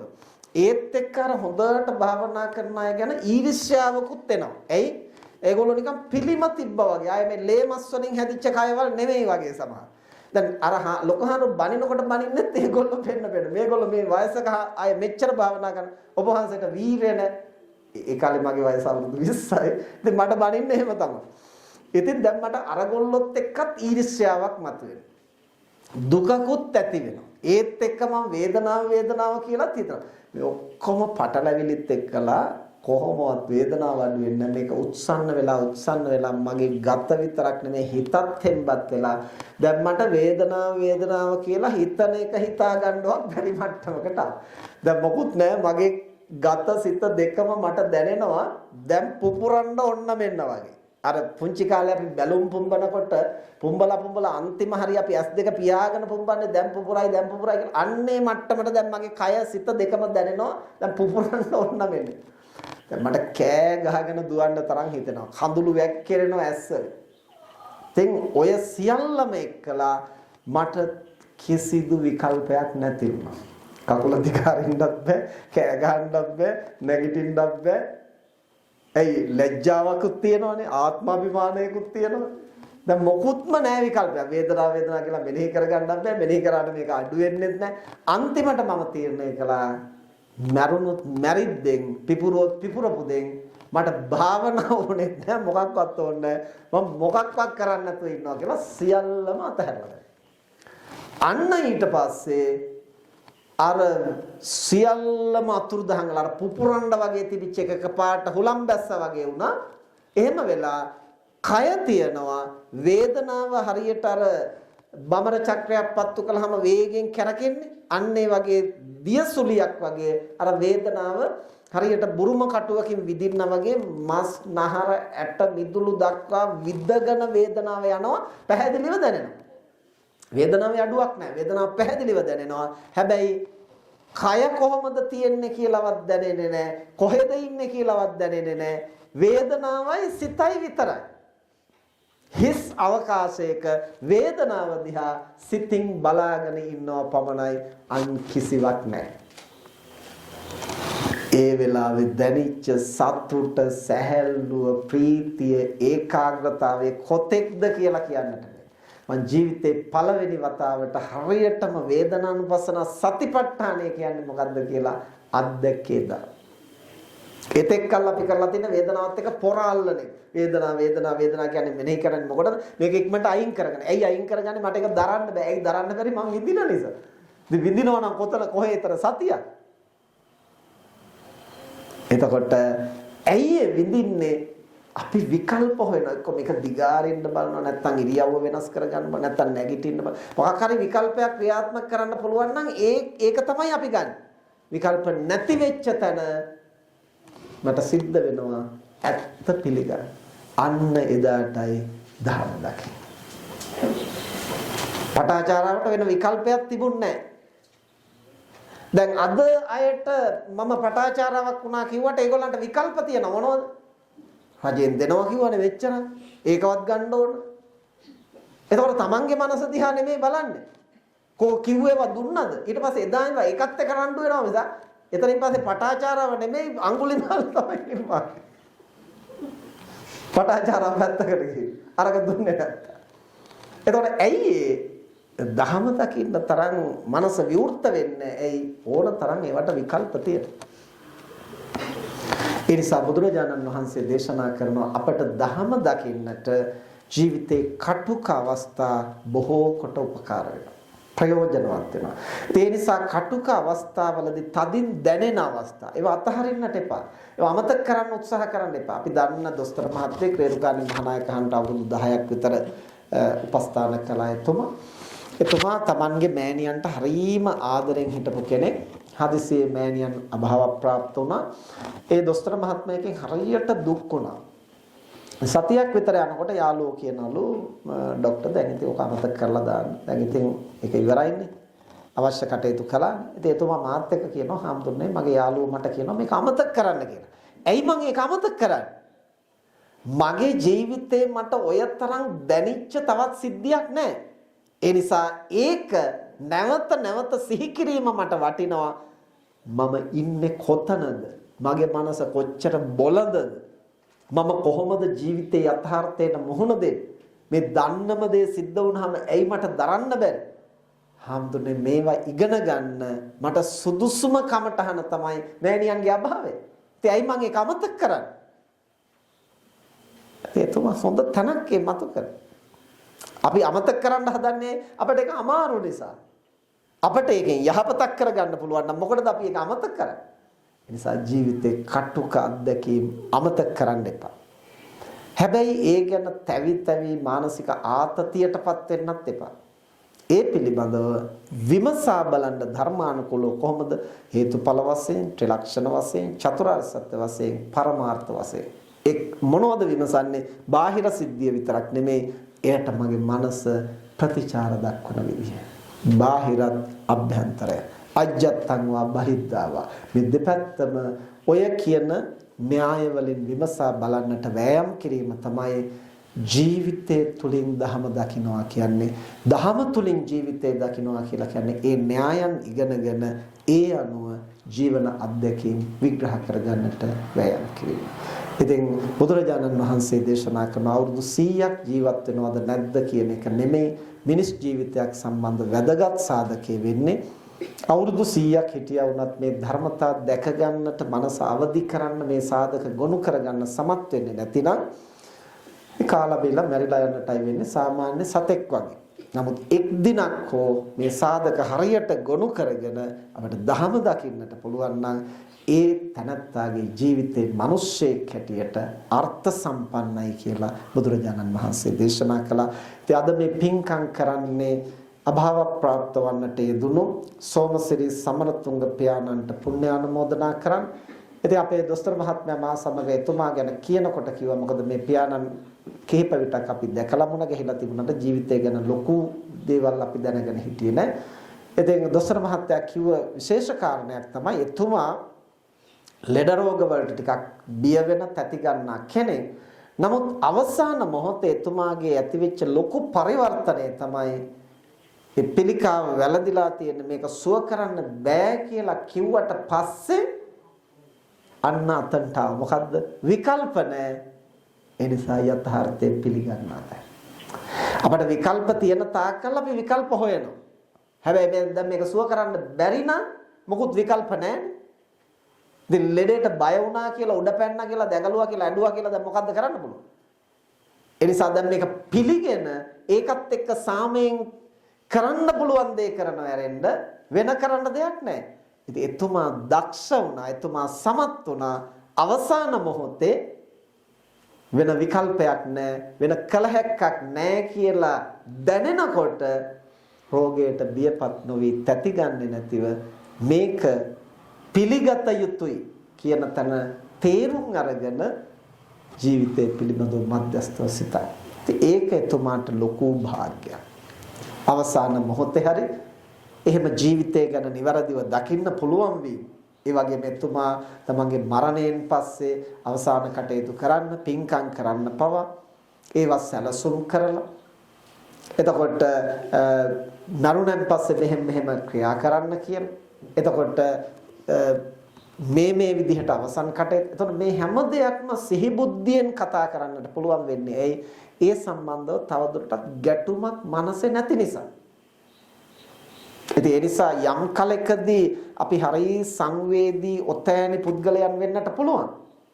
හැබැයි යම් අවස්ථාවක හෝ ජීවන අත්දැකීම් තුළින් අපිට වෙන කිසිදු විකල්පයක් නැහැ කියලා දැනෙන මොහොතේවත් අපිට ඇත්ත පිළිගන්න හිත හදා ගන්නට පුළුවන් නම් එයම ධර්ම දකින්නට වටිනා දොරටුවක් විවෘත කරගන්න අවස්ථාවක් වෙනවා. ඉතින් ඒ නිසා අද දවසේ මේ 2026 වර්ෂ ජනවාරි 1 වෙනිදා මේ අසුද්ධහම් කරුණු සිහියේ පවත්වාගෙන තම තමන්ගේ ජීවිතවල විවිධ දුබල තැන් තියෙන්නට පුළුවන්.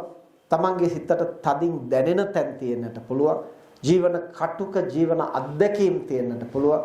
ඒවා පිළිබඳව සිතැඟි වලට අනුව ඇලීම් ගැටීම් මුලාවීම් වශයෙන් තමන්ගේ රුචි අරුචිකම් වලට අනුව බලනවා වෙනුවට සතියෙන් සහ සම්පජඤ්ඤයෙන් සතියෙන් බලනවා කියලා කියන්නේ අරමුණු වල ගිලෙන්නේ නැතුව වහල් වෙන්නේ නැතුව හැඟීම් වල මුසපත් වෙන්නේ නැතිව ඒක උපාදාන කරන්නේ නැතුව ඒක කොටස්කාරයක් වෙන්නේ නැතුව එළියේ ඉඳන් බලන්නාසේ සිද්ධිය දිහා බලන්න පුළුවන් හැකියාව. අර කියන්නේ ප්‍රශ්න අනුන්ගේ වෙන තාක් උත්තර දාර්ශනිකයි කියලා. ප්‍රශ්නේ අනුන්ගෙන අපි ඒක ඇඟට ගන්නෑ නේ අපි භුක්ති විඳින්නේ නැහැ. පිටින් ඉඳගෙන හොත්තට විශ්ලේෂණය කරලා ඕක මෙහෙමයි කියලා කියනවා. බුදුහාමුදුරෝ දේශනා කරන ප්‍රශ්නේ තමන්ගේ වුණත් අපිට දාර්ශනිකව බලන්න පුළුවන් කොහොමද? සිහියෙන් බලනවා. එතකොට අපි ඒක විඳින්නේ නැහැ. අපි කොටස් කරුවෙක් වෙන්නේ නැහැ. නිදහස් මනසින් බලන්නට පුළුවන්. සම්පජඤ්ඤය කියලා කියන්නේ මොකද්ද? නුවණ මතු කර. නුවණ මතු වෙන්නේ කොහොමද? අර ක්‍රම හතරට. හේතුඵල වශයෙන්, ත්‍රිලක්ෂණ වශයෙන්, චතුරාර්ය සත්‍ය වශයෙන්, පරමාර්ථ වශයෙන් දකින. ඒ නිසා හැඟීම් වලට වහල් නොවි, අරමුණු වල කොටස් කරවන් බවටපත් නොවි, අරමුණෙහි මුසපත් වෙලා භුක්ති විඳින්නේ නැතිව එළියේ ඉඳන් ඒ දිහා බලන්නටත් අර කියපු ක්‍රම වලට විග්‍රහ කරගන්නටත් වෑයම් කරනවා නම් ඒ තනත්තා සති සම්පජඤ්ඤයෙන් ලෝකයේ දකින කෙනෙක් වෙනවා. ඒ බඳු කෙනෙකුට පටාචාරා වගේ මුල් අවදිය විදිහට නෙමෙයි, පටාචාරා වගේ අග අවදිය වගේ අපේ ජීවිත කටුක අත්දැකීම් තුළින්ම අවබෝධය වෙත පරිවර්තනය කරන්න පුළුවන්. එයයි ජීවිතය තුළින් ධහම දැකීම, ධහම තුළින් ජීවිතය දැකීම. ඉතින් මේ ලැබූ 2026 වර්ෂයේ මේ කරුණු සිහියේ පවත්වාගෙන ජීවන අත්දැකීම් තුළින් ධහම මතු කරගන්නට, ධහම තුළින් ජීවන අත්දැකීම් විග්‍රහ කරගන්නට, මේ තුළ පවතින මේ ධර්ම න්‍යාය පොදු සාධක හරියට හඳුනාගෙන යථාර්ථය අවබෝධ කරන්නට මේ අසු දහම් කරුණු හැම දිනාටම මහෝපකාරී වේවා කියලා ආශිර්වාද කරනවා. මෙතෙක් වේලා ධර්ම ශ්‍රවණය කිරීමෙන් සිදු කරගත් සියලු කුසල් දෙවියන් සහිත ලෝකයාටත් මිය පරලෝකීය ඥාතීන්ටත් ඔබ හැම දිනාටම බුදුපසේ බුදු මහරහතන් වහන්සේ නිවී සැනසී පැමිණ වදාළ උතුම් නිවනින් සැනසීම පිණිසම හේතු වේවා කියලා ප්‍රාර්ථනා කරා. ආකාසට්ඨා ච බුම්මට්ඨා දේවානාගා මහිද්దికා පුඤ්ඤන්තං අනුමෝදිත්වා චිරං රක්ඛන්තු ශාසනං. ආකාසට්ඨා ච බුම්මට්ඨා දේවානාගා මහිද්దికා පුඤ්ඤන්තං අනුමෝදිත්වා චිරං රක්ඛන්තු දේශනං. ආකාසට්ඨා ච භුම්මට්ඨා දේවානාගා මහිද්దికා පුඤ්ඤන්තං අනුමෝදිත්වා චිරං රක්ඛන්තු ත්වං සදා.